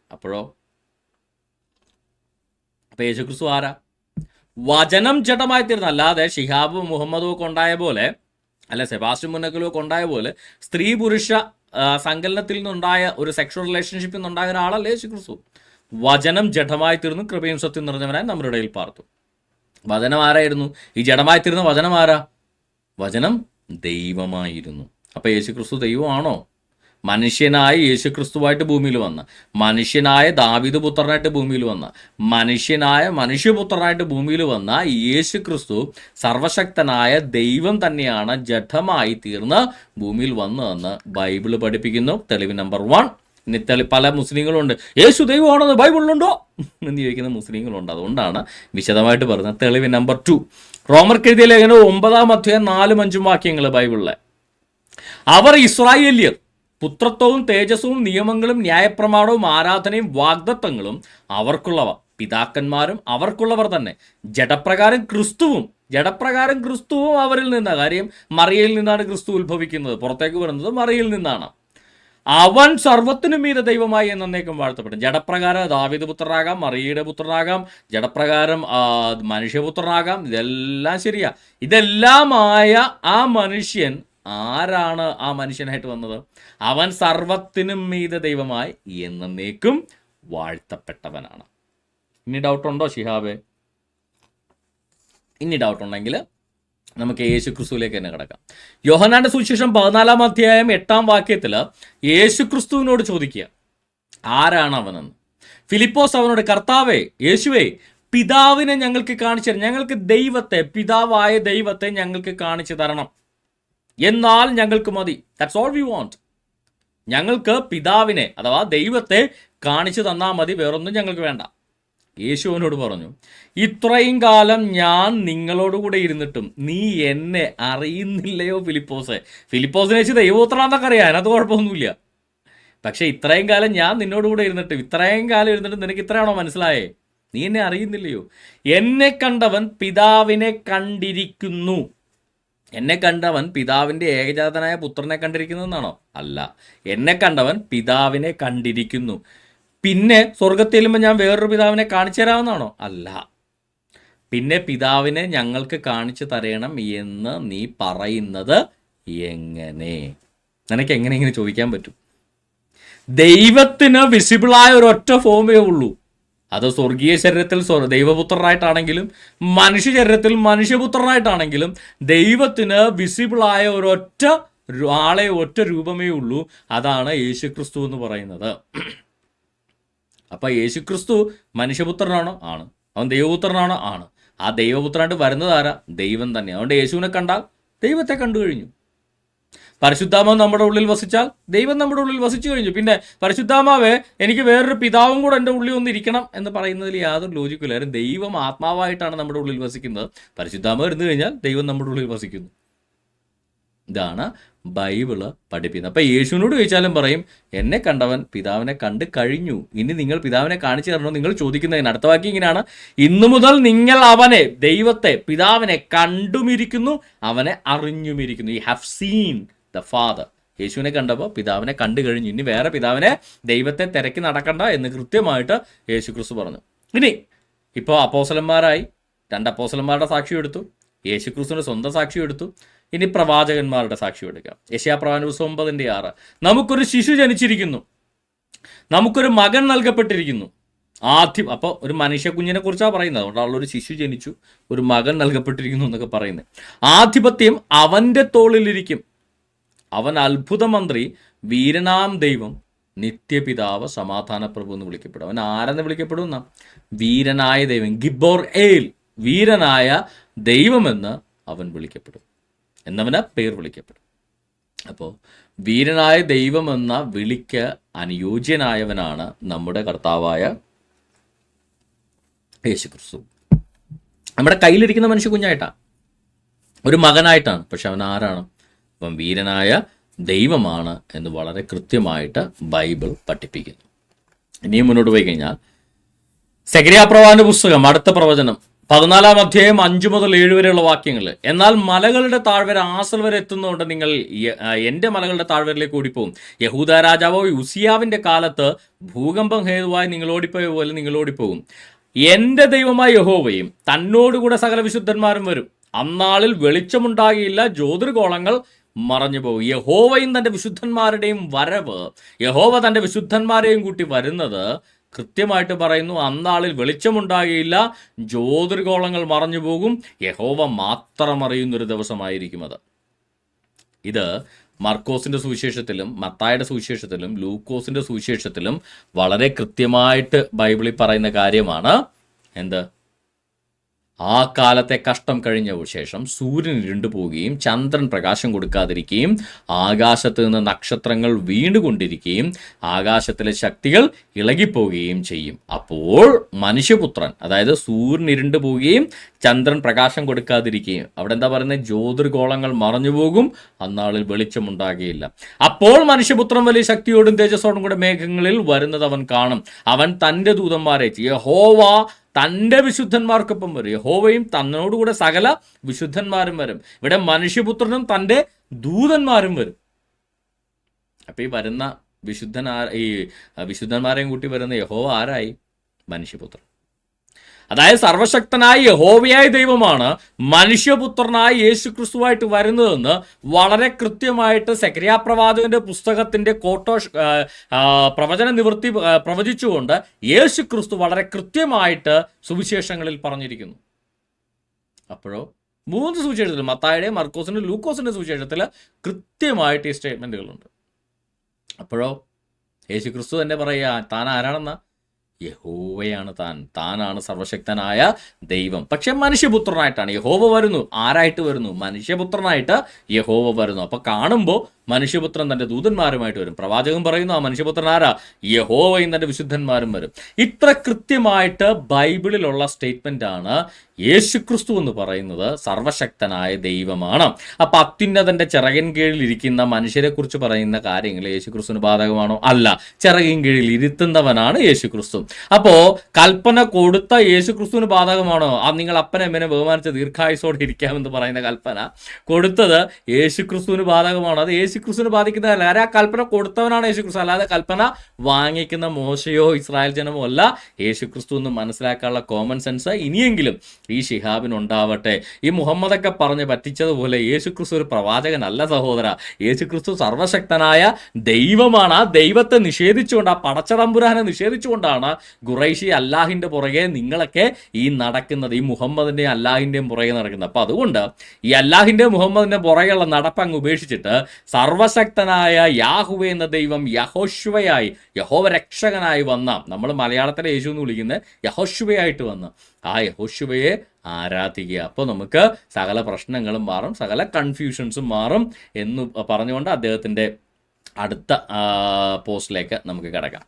അദ്ദേഹത്തിൻ്റെ അടുത്ത കമൻറ്റ് ഇങ്ങനെയാണ് തുടങ്ങുന്നത്. ഞാൻ ഇച്ചിരി സൂം ചെയ്ത് ആ കമൻറ്റ് നിങ്ങൾക്ക് കാണിക്കാൻ വേണ്ടി താഴെ ഇട്ടിരിക്കുന്നതാണ്. ഫുൾ കമൻറ്റാണ് ഫസ്റ്റ് കിടക്കുന്നത്. ബൈബിൾ മനസ്സിരുത്തി വായിക്കുന്ന ഒരാൾക്കും യേശു തൻ്റെ ജനതയായ ഇസ്രായേലിലേക്ക് മാത്രം നിയോഗിക്കപ്പെട്ടവനാണെന്ന് മനസ്സിലാകും. അതായത് ഷിഹാബ് പറയുക, ബൈബിൾ മനസ്സിരുത്തി വായിച്ച യേശു ക്രിസ്തു ഇസ്രായേൽ ജനത്തിലേക്ക് മാത്രം വന്ന പ്രവാചകനാണ് എന്ന് മനസ്സിലാകുമെന്ന്. 12 പേരെയും യേശു അയക്കുമ്പോൾ അവരോട് ആജ്ഞാപിച്ചതെന്നാൽ ജാതികളുടെ അടുക്കൽ പോകാതെയും ശമര്യയുടെ പട്ടണത്തിൽ കടക്കാതെയും ഇസ്രായേൽ ഗൃഹത്തിലെ കാണാതായ പോയ ആടുകളുടെ അടുക്കൽ തന്നെ ചൊല്ലുവിൻ. മത്തായിയുടെ സുവിശേഷം 10:5-6. അതെ, മത്തായിയുടെ സുവിശേഷത്തിന് 28 അധ്യായങ്ങളുണ്ട്. അതിൽ 10ാമത്തെ അധ്യായത്തിൻ്റെ കാര്യം പറഞ്ഞത്. അതിനുശേഷം 18 അധ്യായങ്ങളിലൂടെ ചരിത്രം മുന്നോട്ട് പോകുന്നുണ്ട്. ശിഷ്യന്മാർ പരിശുദ്ധാത്മാവിൻ്റെ അഭിഷേകം ലഭിക്കുന്നതിന് മുന്നേ അവരുടെ ശുശ്രൂഷയുടെ ആദ്യ ഘട്ടത്തിൽ അവരെ ഒരു ട്രെയിനിങ് പോലെ ഒരു സ്ഥലത്തേക്ക് അയക്കുമ്പോൾ യേശുക്രിസ്തു കൊടുത്ത ഉപദേശമാണ്. അല്ലാതെ യേശുക്രിസ്തു ശിഷ്യന്മാരെ പൊതു ശുശ്രൂഷയ്ക്ക് വേണ്ടി അയച്ചപ്പോൾ കൊടുത്ത ഉപദേശമേ അല്ല. ഇത് മത്തായിയുടെ സുവിശേഷം 10ാം അധ്യായത്തിൽ. അതിനുശേഷം ഒരു 18 അധ്യായം കൂടെ കഴിയുമ്പോഴാണ് യേശുക്രിസ്തു ശിഷ്യന്മാരെ അവസാന മിനിസ്ട്രിക്ക് വേണ്ടി നിയോഗിച്ചയക്കുന്ന ഭാഗം നമ്മൾ കാണുന്നത്. പരിശുദ്ധാത്മാവിൻ്റെ അഭിഷേകത്തോടുകൂടെ അയക്കുന്ന ഭാഗം നമ്മൾ വരുന്നത് ഈ മത്തായിയുടെ സുവിശേഷം 28ാം അധ്യായം അതിനുശേഷവുമാണ്. അപ്പോൾ ബൈബിൾ മനസ്സിരുത്തി വായിക്കുന്നവർക്ക് ഇത് കൃത്യമായിട്ട് മനസ്സിലാകും. അവരുടെ തുടക്കകാലത്ത് അവരെ ഒരു പർട്ടിക്കുലർ ഗ്രാമത്തിലേക്ക് വിടുകയാണ്.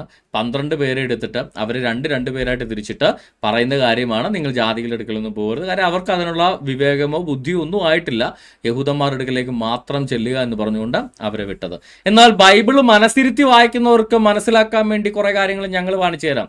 മത്തായിയുടെ സുവിശേഷം 28ാം അധ്യായം അതിൻ്റെ 18-19 വാക്യങ്ങൾ വായിക്കുക. യേശു അടുത്തു ചെന്നു, സ്വർഗത്തിലും ഭൂമിയിലും സകല അധികാരവും എനിക്ക് നൽകപ്പെട്ടിരിക്കുന്നു. ആകയാൽ നിങ്ങൾ പുറപ്പെട്ട് പിതാവിൻ്റെയും പുത്രൻ്റെയും പരിശുദ്ധാത്മാവിൻ്റെയും നാമത്തിൽ, അവിടെ ശ്രദ്ധിച്ചോണം, നാമത്തിൽ സ്നാനം കഴിപ്പിച്ചും ഞാൻ നിങ്ങളോട് കൽപ്പിച്ചതൊക്കെയും പ്രമാണിപ്പാൻ തക്കവണ്ണം ഉപദേശം കൊണ്ട് സകല ജാതികളെയും ശിഷ്യരാക്കിക്കൊള്ളുവിൻ. ആരെ ശിഷ്യരാക്കണം? യഹൂദന്മാരെ മാത്രം ശിഷ്യരാക്കാനാണ് കർത്താവ് പറഞ്ഞത്. സകല ജാതികളെയും, എല്ലാ നേഷൻസിനെയും, അല്ല യഹൂദന്മാരെ മാത്രമല്ല, എല്ലാ ജാതികളെയും നിങ്ങൾ ശിഷ്യരാക്കിക്കൊള്ളുവിൻ. ഞാനോ ലോകാവസാനത്തോളം നിങ്ങളോടുകൂടെ ഉണ്ട് എന്ന് അരുളി ചെയ്തു. മരിച്ചടക്കപ്പെട്ട് ഉയർത്തെഴുന്നേറ്റ് യേശു ക്രിസ്തു ശിഷ്യന്മാർക്ക് പ്രത്യക്ഷനായിട്ട് ശിഷ്യന്മാരോട് പറയുന്ന കാര്യമാണ്, നിങ്ങൾ ഉപദേശിച്ചുകൊണ്ട് സകല ജാതികളെയും ശിഷ്യരാക്കുക. അല്ലാതെ യേശു ക്രിസ്തു നിങ്ങൾ ഈ യഹൂദന്മാരുടെ ഇടയിൽ മാത്രം പോയാൽ മതി കേട്ടോ എന്ന് പറഞ്ഞ് ശിഷ്യന്മാരെ വിട്ടതല്ല എന്ന് മനസ്സിലാക്കാൻ ബൈബിൾ മനസ്സിരുത്തി വായിക്കുന്ന എല്ലാവർക്കും സാധിക്കും. ഷിഹാബിന് സാധിക്കാത്ത, ഷിഹാബ് ബൈബിൾ വായിക്കാത്തതുകൊണ്ട് മാത്രമാണ്.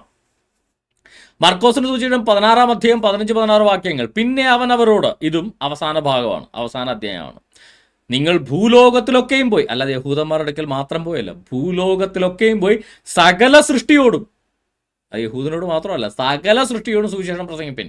വിശ്വസിക്കുകയും സ്നാനമേൽക്കുകയും ചെയ്യുന്നവൻ രക്ഷിക്കപ്പെടും, വിശ്വസിക്കാത്തവൻ ശിക്ഷാവിധിയിൽ അകപ്പെടും. അപ്പൊ ഭൂലോകത്തിലൊക്കെയും പോയി സകല സൃഷ്ടികളോടും പറയേണ്ട ഒരു കാര്യമാണ് സുവിശേഷം എന്ന് പറയുന്നത്. അപ്പോൾ ആ സുവിശേഷം പ്രസംഗിക്കേണ്ടത് യഹൂദന്മാരോട് മാത്രമാണ് യേശു കൽപ്പിച്ചത്. സുവിശേഷം യഹൂദന്മാരോട് മാത്രം പ്രസംഗിക്കാനാണ് യേശു കൽപ്പിച്ചതെന്ന് ഷിഹാബ് പറയുന്നത്. ഷിഹാബ് ബൈബിൾ വായിക്കാത്തതുകൊണ്ടല്ലേ. എൻ്റെ പൊന്നു ഷിഹാബെ, ഏതെങ്കിലും മൊല്ലാക്ക എന്തെങ്കിലും മണ്ടത്തരം എഴുന്നള്ളിക്കണം കണ്ടിട്ട് അതും പിടിച്ചുകൊണ്ട് ബൈബിൾ വായിക്കാതെ ക്രൈസ്തവരുടെ ചോദ്യമായിട്ട് വരാൻ നാണാവില്ല നിങ്ങൾക്ക്?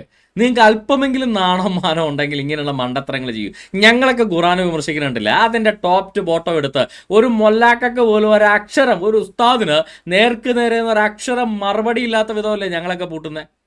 അതുപോലെയൊക്കെ ഒന്ന് വരാൻ പഠിക്കുക. വരാൻ നിങ്ങൾക്ക് പറ്റില്ല, കാര്യം നിങ്ങളുടെ പുസ്തകത്തിൻ്റെ കുഴപ്പമാണ്. ഞങ്ങളുടെ പുസ്തകത്തിന് അങ്ങനെ കുഴപ്പമൊന്നും ഇല്ലാത്തതുകൊണ്ട് ഞങ്ങൾക്ക് നട്ടല് നിവർത്തി എവിടെ നിൽക്കാം. നിങ്ങൾക്ക് അങ്ങനെ നിവർത്താൻ പറ്റില്ല. വല്ലപ്പോൾ വീഡിയോയുടെ ആയിരക്കണക്കിന് കമൻറ്റുകളുടെ ഇടയിൽ വന്ന് ഇതുപോലെ കമൻറ്റ് എഴുതാനേ നിങ്ങൾക്ക് പറ്റുള്ളൂ. അല്ലാതെ നേർക്കുനേരെ എന്ന് സംവദിക്കാൻ നിങ്ങൾക്ക് സാധിക്കില്ല ഷിഹാബെ. കാര്യം നിങ്ങളുടെ കൂടെയുള്ളത് വ്യാജത്തിൻ്റെ സാത്താനിക ആത്മാവാണ്. അതുകൊണ്ട് എവിടെയെങ്കിലും ആരുടെയെങ്കിലും വീഡിയോയുടെ 1000 കമൻറ്റ് ഉണ്ടെങ്കിൽ അതിനകത്ത് ഒരു കമൻറ്റ് എഴുതും, എന്നിട്ട് സെബാസ്റ്റ്യൻ മുന്നക്കൽ ഉത്തരവില്ല എന്ന് പറഞ്ഞ് വിളിച്ച് കിടക്കുന്നതിനകത്ത് വല്ല ലോജിക്കുണ്ടോ? നട്ടലുണ്ടെങ്കിൽ താങ്കൾ വരൂ, താങ്കൾക്ക് ജോയിൻ ചെയ്യാനുള്ള ലിങ്ക് ഫേസ്ബുക്കിൽ ചാറ്റിൽ കമൻറ്റ് ചെയ്ത് പിൻ ചെയ്തിട്ടുണ്ട്. ഷിഹാബിന് ജോയിൻ ചെയ്യാനുള്ള ലിങ്ക് ഇവിടെ ഞാൻ യൂട്യൂബിലും ഞാൻ ഇപ്പോൾ കമൻറ്റ് ചെയ്യാൻ പിൻ ചെയ്യുകയാണ്. ഷിഹാബിന് ജോയിൻ ചെയ്യാനുള്ള ഗൂഗിൾ മീറ്റിൻ്റെ ലിങ്ക് പിൻ ചെയ്ത് വെച്ചിട്ടുണ്ട്. അല്ലെങ്കിൽ ഇതിൻ്റെ പോസ്റ്ററിനകത്തും ആ ലിങ്ക് കൃത്യമായിട്ട് കിടപ്പുണ്ട്, നിങ്ങൾ പോയി ചെയ്യുക. അപ്പോൾ യേശു ക്രിസ്തു സകല സൃഷ്ടികളോട് സുവിശേഷം പറയാനാണ് ശിഷ്യന്മാരെ അനോയിന്റ് ചെയ്ത് അയച്ചത്. അല്ലാതെ ശുശ്രൂഷയുടെ തുടക്കകാലത്ത് ഒരു വില്ലേജിലേക്ക് അയച്ച കാര്യമല്ല. യേശുക്രിസ്തു ശുശ്രൂഷയ്ക്ക് വേണ്ടി ശിഷ്യന്മാരെ അയച്ച സകല സൃഷ്ടികളോട് സുവിശേഷം പറയാനാണ്. ഇനി ലൂക്കോസിന്റെ സുവിശേഷം, മൂന്നാമത്തെ തെളിവ് ലൂക്കോസിന്റെ സുവിശേഷം 24 അധ്യായം അതിന്റെ 45 മുതൽ 48 വാക്യങ്ങൾ. തിരുവെഴുത്തുകളെ തിരിച്ചറിയേണ്ടതിന് അവരുടെ ബുദ്ധിയെ തുറന്നു. ക്രിസ്തു കഷ്ടമനുഭവിക്കുകയും 3-ാം നാൾ മരിച്ചവരിൽ നിന്ന് ഉയർത്തെഴുന്നേൽക്കുകയും അവന്റെ നാമത്തിൽ, ക്രിസ്തുവിന്റെ നാമത്തിൽ, യേശുവിന്റെ നാമത്തിൽ മാനസാന്തരവും പാപമോചനവും യെരുശലേമിൽ തുടങ്ങി സകല ജാതികളിലും പ്രസംഗിക്കണം. യേശുക്രിസ്തുവിന്റെ നാമത്തിലുള്ള മാനസാന്തരവും പാപമോചനവും യെരുശലേമിൽ മാത്രം പ്രസംഗിക്കാനല്ല, യഹൂദിയിൽ മാത്രം പ്രസംഗിക്കാനല്ല, ഗലീലയിലും ശമരിയിലും മാത്രം പ്രസംഗിക്കാനല്ല, യെരുശലേമിൽ തുടങ്ങി സകല ജാതികളിലും, ഈ ഭൂമിയിലെ സകല മനുഷ്യരെവിടെയൊക്കെ ഉണ്ടോ അവിടെ എല്ലാം പോയി നിങ്ങൾ പ്രസംഗിക്കണമെന്നാണ് പറഞ്ഞത്. അല്ലാതെ ഈ ശിഹാബ് ഇരുന്ന് നുണ പറയണ പോലെ, മുഹമ്മദിനെ പോലെ ശിഹാബ് ഇരുന്നു കൊണ്ടുണ്ടാക്കുന്ന നുണ പോലെ യെരുശലേമിലും യഹൂദന്മാരുടെയിലും മാത്രമല്ല യേശുക്രിസ്തു വന്നതും യേശുക്രിസ്തുവിന്റെ ശുശ്രൂഷയും. അവന്റെ ശുശ്രൂഷ ലോകം മുഴുവനാണ്. അവന്റെ ശുശ്രൂഷ ലോകം മുഴുവനാണെന്നുള്ളതിന്റെ ഏറ്റവും വലിയ തെളിവ 1400 വർഷമായിട്ട് ലോകത്ത് കിട്ടാതെ എല്ലാ പുസ്തകത്തിനകത്ത് വരെ മതം മാറിയില്ലെങ്കിൽ കൊല്ലാൻ എഴുതി വെച്ച് ആളുകളെ ഇത്രയും ഗൾഫ് കൺട്രീസ് മുഴുവൻ നിരന്നു നിന്നിട്ടും ഇപ്പോഴും രണ്ടാമത്തെ ജനസംഖ്യയുള്ള മതമേ ആയിട്ടുള്ളൂ കേട്ടോ. വർഷം 1400 കഴിഞ്ഞ്. ഇന്ന് പൊട്ടും നാളെ പൊട്ടയ്ക്കും എന്ന് പറഞ്ഞാൽ അടക്കണമല്ലാതെ ഇപ്പോഴും നിങ്ങൾ 2ാം സ്ഥാനത്താ. ഇപ്പോഴും യേശുക്രിസ്തുവിന്റെ സുവിശേഷമാണ് ലോകം മുഴുവനുള്ളത്. അത് മനസ്സിലാക്കാൻ ഇച്ചിരി ലോക വിവരം ഉണ്ടായാൽ മതി എൻ്റെ പൊന്ന് ഷിഹാബെ. നമുക്ക് ഇനിയും തുടരാം. മത്തായിയുടെ സുവിശേഷം 24 അധ്യായം 14 വാക്യം. രാജ്യത്തിന്റെ ഈ സുവിശേഷം, ഇത് യേശുക്രിസ്തു പറഞ്ഞതാ, രാജ്യത്തിന്റെ ഈ സുവിശേഷം സകല ജാതികൾക്കും സാക്ഷ്യമായി ഭൂലോകത്തിലൊക്കെയും പ്രസംഗിക്കപ്പെടും, അപ്പോൾ അവസാനം വരെ, ലോക അവസാനം വരെ ഭൂലോകം മുഴുവൻ പ്രസംഗിക്കപ്പെടേണ്ട ഒന്നാണ് യേശുക്രിസ്തു എന്ന് പറയുന്നത്, അവന്റെ സുവിശേഷം എന്ന് പറയുന്നത്. അതല്ലാതെ ഷിഹാബൊക്കെ ഇരുന്ന് മുഹമ്മദിന്റെ ഏതെങ്കിലും അംഗത്തരം കേട്ടിട്ട് പറയുന്ന പോലെ അതോ യെരുശലേമിലേക്ക് മാത്രം, യഹൂദന്മാരുടെയിലേക്ക് മാത്രം എന്നൊരാളാണ് യേശുക്രിസ്തു എന്ന് പറയുന്നത് ശുദ്ധ അസംബന്ധം മാത്രമാണ്. മർക്കോസിന്റെ സുവിശേഷം 13 അധ്യായം 9 മുതൽ 10 വരെയുള്ള വാക്യങ്ങൾ. എന്നാൽ നിങ്ങളെ തന്നെ സൂക്ഷിച്ചുകൊള്ളുവിൻ, അവർ ന്യായാധിപ സംഘങ്ങളിൽ ഏൽപ്പിക്കുകയും നിങ്ങളെ പള്ളികളിൽ വെച്ച് തല്ലുകയും എന്റെ നിമിത്തം നാടുവാഴികൾക്കും രാജാക്കന്മാർക്കും മുമ്പാകെ അവർക്ക് സാക്ഷ്യത്തിനായി നിർത്തുകയും ചെയ്യും. എന്നാൽ സുവിശേഷം മുമ്പേ സകല ജാതികളോടും പ്രസംഗിക്കേണ്ടതാവുന്നു. യേശുക്രിസ്തുവിന്റെ സുവിശേഷം എല്ലാ ജാതികൾക്കും വേണ്ടിയുള്ളതാണ്, എല്ലാവർക്കും വേണ്ടി പ്രസംഗിക്കപ്പെടാനുള്ളതാണ് എന്ന് മനസ്സിലാക്കാൻ ബൈബിള് മനസ്സിരുത്തി വായിച്ചാൽ മതി ഷിഹാബേ. അല്ലാതെ കണ്ട ഖുറാനും ഈ മുഹമ്മദിന്റെ സുന്നത്തും തിരക്കി നടക്കണ്ട. അങ്ങനെ തിരക്കി നടക്കണോണ്ടാ ഷിഹാബിനൊക്കെ അബദ്ധം പറ്റുന്നത്. ബൈബിള് നല്ല അന്തസ്സായിട്ട് മനസ്സിരുത്തി വായിച്ചാൽ മതി, അപ്പം മനസ്സിലായിക്കോളും. ഇനിയും അദ്ദേഹത്തിന്റെ കമന്റ് അതിനകത്ത് തുടരുകയാണ്. മനുഷ്യപുത്രൻ തന്റെ മഹത്വത്തിന്റെ സിംഹാസനത്തിൽ ഇരിക്കുമ്പോൾ നിങ്ങളും 12 സിംഹാസനത്തിൽ ഇസ്രായേൽ ഗോത്രം 12 ന്യായം വിധിക്കുമെന്ന് ഞാൻ സത്യമായിട്ട് നിങ്ങളോട് പറയുന്നു. അത് 12 അപ്പോസ്തലന്മാർ ന്യായം വിധിക്കുമെന്നാണ് പറഞ്ഞത്, അല്ലാതെ ബാക്കിയുള്ള ന്യായം വിധിക്കാൻ വേറെ ആളുകളുണ്ട് ഇവിടെ. 12 അപ്പോസ്തലന്മാർ 12 ഗോത്രങ്ങളെ ന്യായം വിധിക്കുന്ന, ബാക്കി മനുഷ്യരേക്ക് ന്യായം വിധിക്കുന്നത് ദൈവത്തിന്റെ മക്കൾ ഇഷ്ടം പോലെയുണ്ട്. അല്ല 12 അപ്പോസ്തലന്മാർ മാത്രമല്ല ക്രിസ്ത്യാനികൾ, 12 അപ്പോസ്തലന്മാർ മാത്രമല്ല ക്രിസ്ത്യാനികൾ. അപ്പോസ്തലന്മാർ എന്ന് പറയുന്നത് അല്ല സഭയുടെ അടിത്തറ, ക്രിസ്തുവാണ് മൂലക്കല്ല്. അപ്പോസ്തലന്മാരും പ്രവാചകന്മാരും അതിൻ്റെ മുകളിൽ വരുന്നതാണ്. ക്രിസ്തുവെന്ന മൂലക്കല്ലിന്മേലാണ് സഭ പൊങ്ങി വരുന്നത്. ഞങ്ങളെല്ലാം അതിനകത്തെ കല്ലുകളാണ്. അപ്പോസ്തലന്മാരുടെ റോളാണ് 12 അപ്പോസ്തലന്മാർ, ഈ 12 ഗോത്രങ്ങളെ മാത്രം. ബാക്കി ലോകത്തുള്ള സകലമായ സമസ്ത ജനങ്ങളെയും വിധിക്കാൻ ബാക്കി ക്രൈസ്തവര് ദൈവത്തിന്റെ മക്കള് ഇഷ്ടം പോലെയുണ്ട്, ഒന്നും പേടിക്കണ്ട. അതിനൊക്കെ ഇഷ്ടം പോലെ ആളുകളുണ്ട്. എൻ്റെ മുന്നിലേക്ക് താങ്കൾ വന്ന് പെടാതിരിക്കാൻ ദൈവത്തോട് മുട്ടിപ്പോയി പ്രാർത്ഥിക്കുക എന്ന് മാത്രം. ഞാൻ അത്ര ക്രൂരൊന്നുമല്ലോണ്ട്, പേടിക്കണ്ട. ഓക്കെ, എന്തായാലും നമുക്ക് തുടരാം. പിന്നെ അദ്ദേഹം അതിൻ്റെ അവസാന ഭാഗത്ത് പറയുന്നത്, യേശുക്രിസ്തു മത്തായിയുടെ സുവിശേഷം 15-ാം അധ്യായം 24-ാം വാക്യത്തിൽ പറഞ്ഞു എന്ന്, ഇസ്രായേൽ ഗൃഹത്തിലെ കാണാതെ പോയ ആടുകളുടെ അടുക്കലേക്ക് അല്ലാതെ എന്നെ അയച്ചിട്ടില്ല എന്ന് യേശു ഉത്തരം പറഞ്ഞു. ഏത് ചോദ്യത്തിന് എന്നുള്ളതാണ് പ്രസക്തി. യേശുക്രിസ്തു അങ്ങനെ ഉത്തരം പറഞ്ഞു. ഏത് ചോദ്യത്തിന്? അത് ആദ്യം മുതൽ വായിക്കുക. യേശുക്രിസ്തു യഹൂദ പ്രദേശമേ വിട്ടു, സോർ സീദോം പ്രദേശങ്ങളിലേക്ക്, ഇന്നത്തെ സിറിയയിലേക്ക് പോയി. ആ സിറിയയിൽ താമസിച്ചിരുന്ന ഒരു കനാന്യ സ്ത്രീ വന്നു യേശുവിനോട്. ഒരു കനാന്യ സ്ത്രീ യേശുവിനെ വന്ന് വിളിക്കുക, കർത്താവേ, ദാവീദ് പുത്ര, യജമാനനെ, ദാവീദിന്റെ പുത്ര, അതായത് മശിഹെ എന്നാ വിളിക്കുന്നത്, എന്നോട് കരുണ തോന്നണമേ.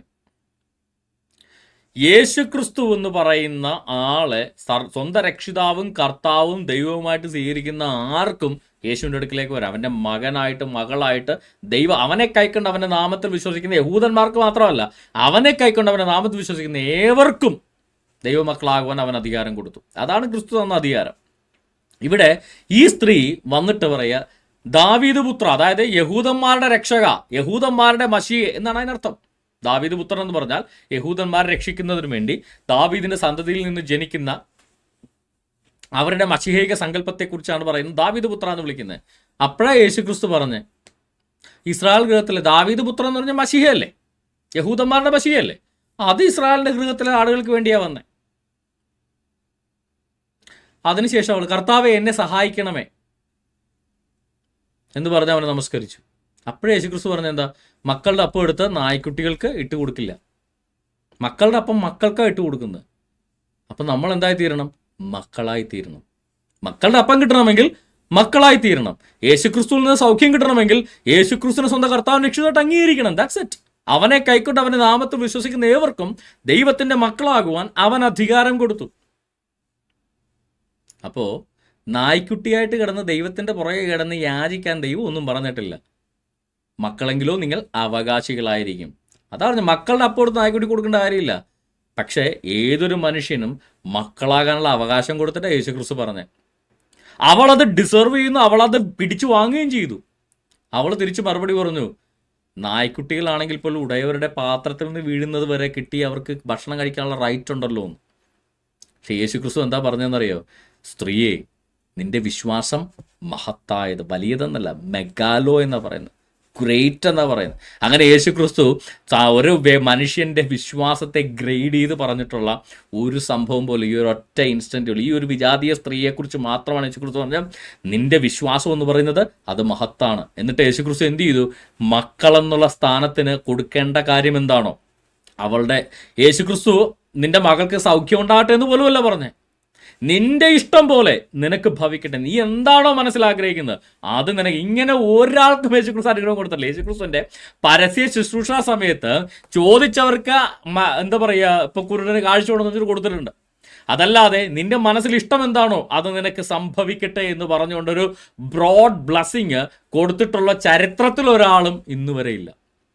അതായത് അവൾക്ക് മക്കളിലെ ഏറ്റവും ഉന്നതമായ സ്ഥാനമാണ് കൊടുത്തത്. അവളുടെ വിശ്വാസം ഏറ്റവും വലുതാണ്, മെഗാലോ ആയിട്ടുള്ള ഗ്രേറ്റ് ആയിട്ടുള്ള വിശ്വാസമാണെന്ന് പറഞ്ഞ് അപ്രീഷിയേറ്റ് ചെയ്യുകയും അവളുടെ ഇഷ്ടം പോലെ എന്തോ എഴുതി കൊടുത്തോളാൻ പറഞ്ഞുകൊണ്ട് അപ്പൻ മക്കൾക്ക് കൊടുക്കുന്ന പോലെ അവൾക്ക് അവകാശം കൊടുക്കുകയും ആ മൊമെന്റിൽ തന്നെ അവളുടെ മകൾക്ക് സൗഖ്യം ലഭിക്കുകയും ചെയ്തു. അപ്പോൾ യേശുക്രിസ്തുവും ഒരു കനാന്യ സ്ത്രീ, ഒരു വിജാതീയ സ്ത്രീയുമായിട്ടുള്ള ഇന്ററാക്ഷൻ്റെ ഒരു അറ്റവും മൂലം എടുത്തിട്ട് യേശുക്രിസ്തു യഹൂദന്മാരിലേക്ക് മാത്രം വന്നാണെന്ന് പറയുന്നത് മനസ്സിരുത്തി ബൈബിൾ വായിച്ചാൽ മതി. ഷിഹാബ് തുടക്കം പറഞ്ഞില്ലേ, ബൈബിൾ മനസ്സിരുത്തി വായിക്കുക. ഇത് തന്നെയാണ് എനിക്കും പറയാനുള്ളത്. ബൈബിള് മനസ്സിരുത്തി വായിച്ചാൽ തീരാവുന്ന പ്രശ്നമേ അവിടെയുമുള്ളൂ. ഇനി ഷിഹാബിന്റെ അടുത്ത കമന്റ് ഇതാണ്, യേശുക്രിസ്തു അസാധാരണ. സെബാസ്റ്റ്യൻ മറുപടി പറയുമോ? സെബാസ്റ്റ്യൻ മറുപടി പറയാൻ ഇവിടെ വന്നിരിക്കുന്നത്. ഷിഹാബ് നേരിട്ട് വന്നാൽ നേരിട്ട് തന്നെ മറുപടി പറയാം. ഈ ഉള്ളവൻ യേശുവിനെ അവിശ്വസിക്കുന്നില്ല. ആയിക്കോട്ടെ, എന്താ കാര്യം ഒരിക്കൽ കൂടി വ്യക്തമാക്കട്ടെ. അസാധാരണമായ മഹത്യാഗങ്ങൾ ഭരിച്ച ദൈവത്തിന്റെ പ്രവാചകൻ എന്ന നിലയിൽ ഷിഹാബ് സ്വന്തം അപ്പനോട് പറയാം, ഉപ്പയെ ഞാൻ അവിശ്വസിക്കുന്നില്ല, പക്ഷേ ഉപ്പയല്ല, ഉപ്പ എൻ്റെ അങ്കിള് മാത്രമാണ് എന്ന് പറഞ്ഞാൽ അതിലും വലിയ അവിശ്വാസം ഉപ്പയോട് ചെയ്യാനുണ്ടോ? സ്വന്തം ഉപ്പയോട് പറയാം, ഉപ്പയെ ഞാൻ അവിശ്വസിക്കുന്നില്ല, പക്ഷേ ഉപ്പ എൻ്റെ ഉപ്പയല്ല, എൻ്റെ അമ്മാവൻ മാത്രമാണ്, എൻ്റെ അങ്കിള് മാത്രമാണ് എന്ന് പറഞ്ഞാൽ, ഉപ്പേൻ്റെ ഉപ്പയല്ല എൻ്റെ ഇക്കയാണ് മാത്രമാണെന്ന് പറഞ്ഞാൽ അത് ഉപ്പേനെ അതിലും കൂടുതൽ ഉപ്പേനെ മാത്രമല്ല ഉമ്മേനെ വരെ അവിശ്വസിക്കുന്ന പരിപാടിയാണ് ആ ചെയ്യുന്നത്. മനസ്സിലായോ?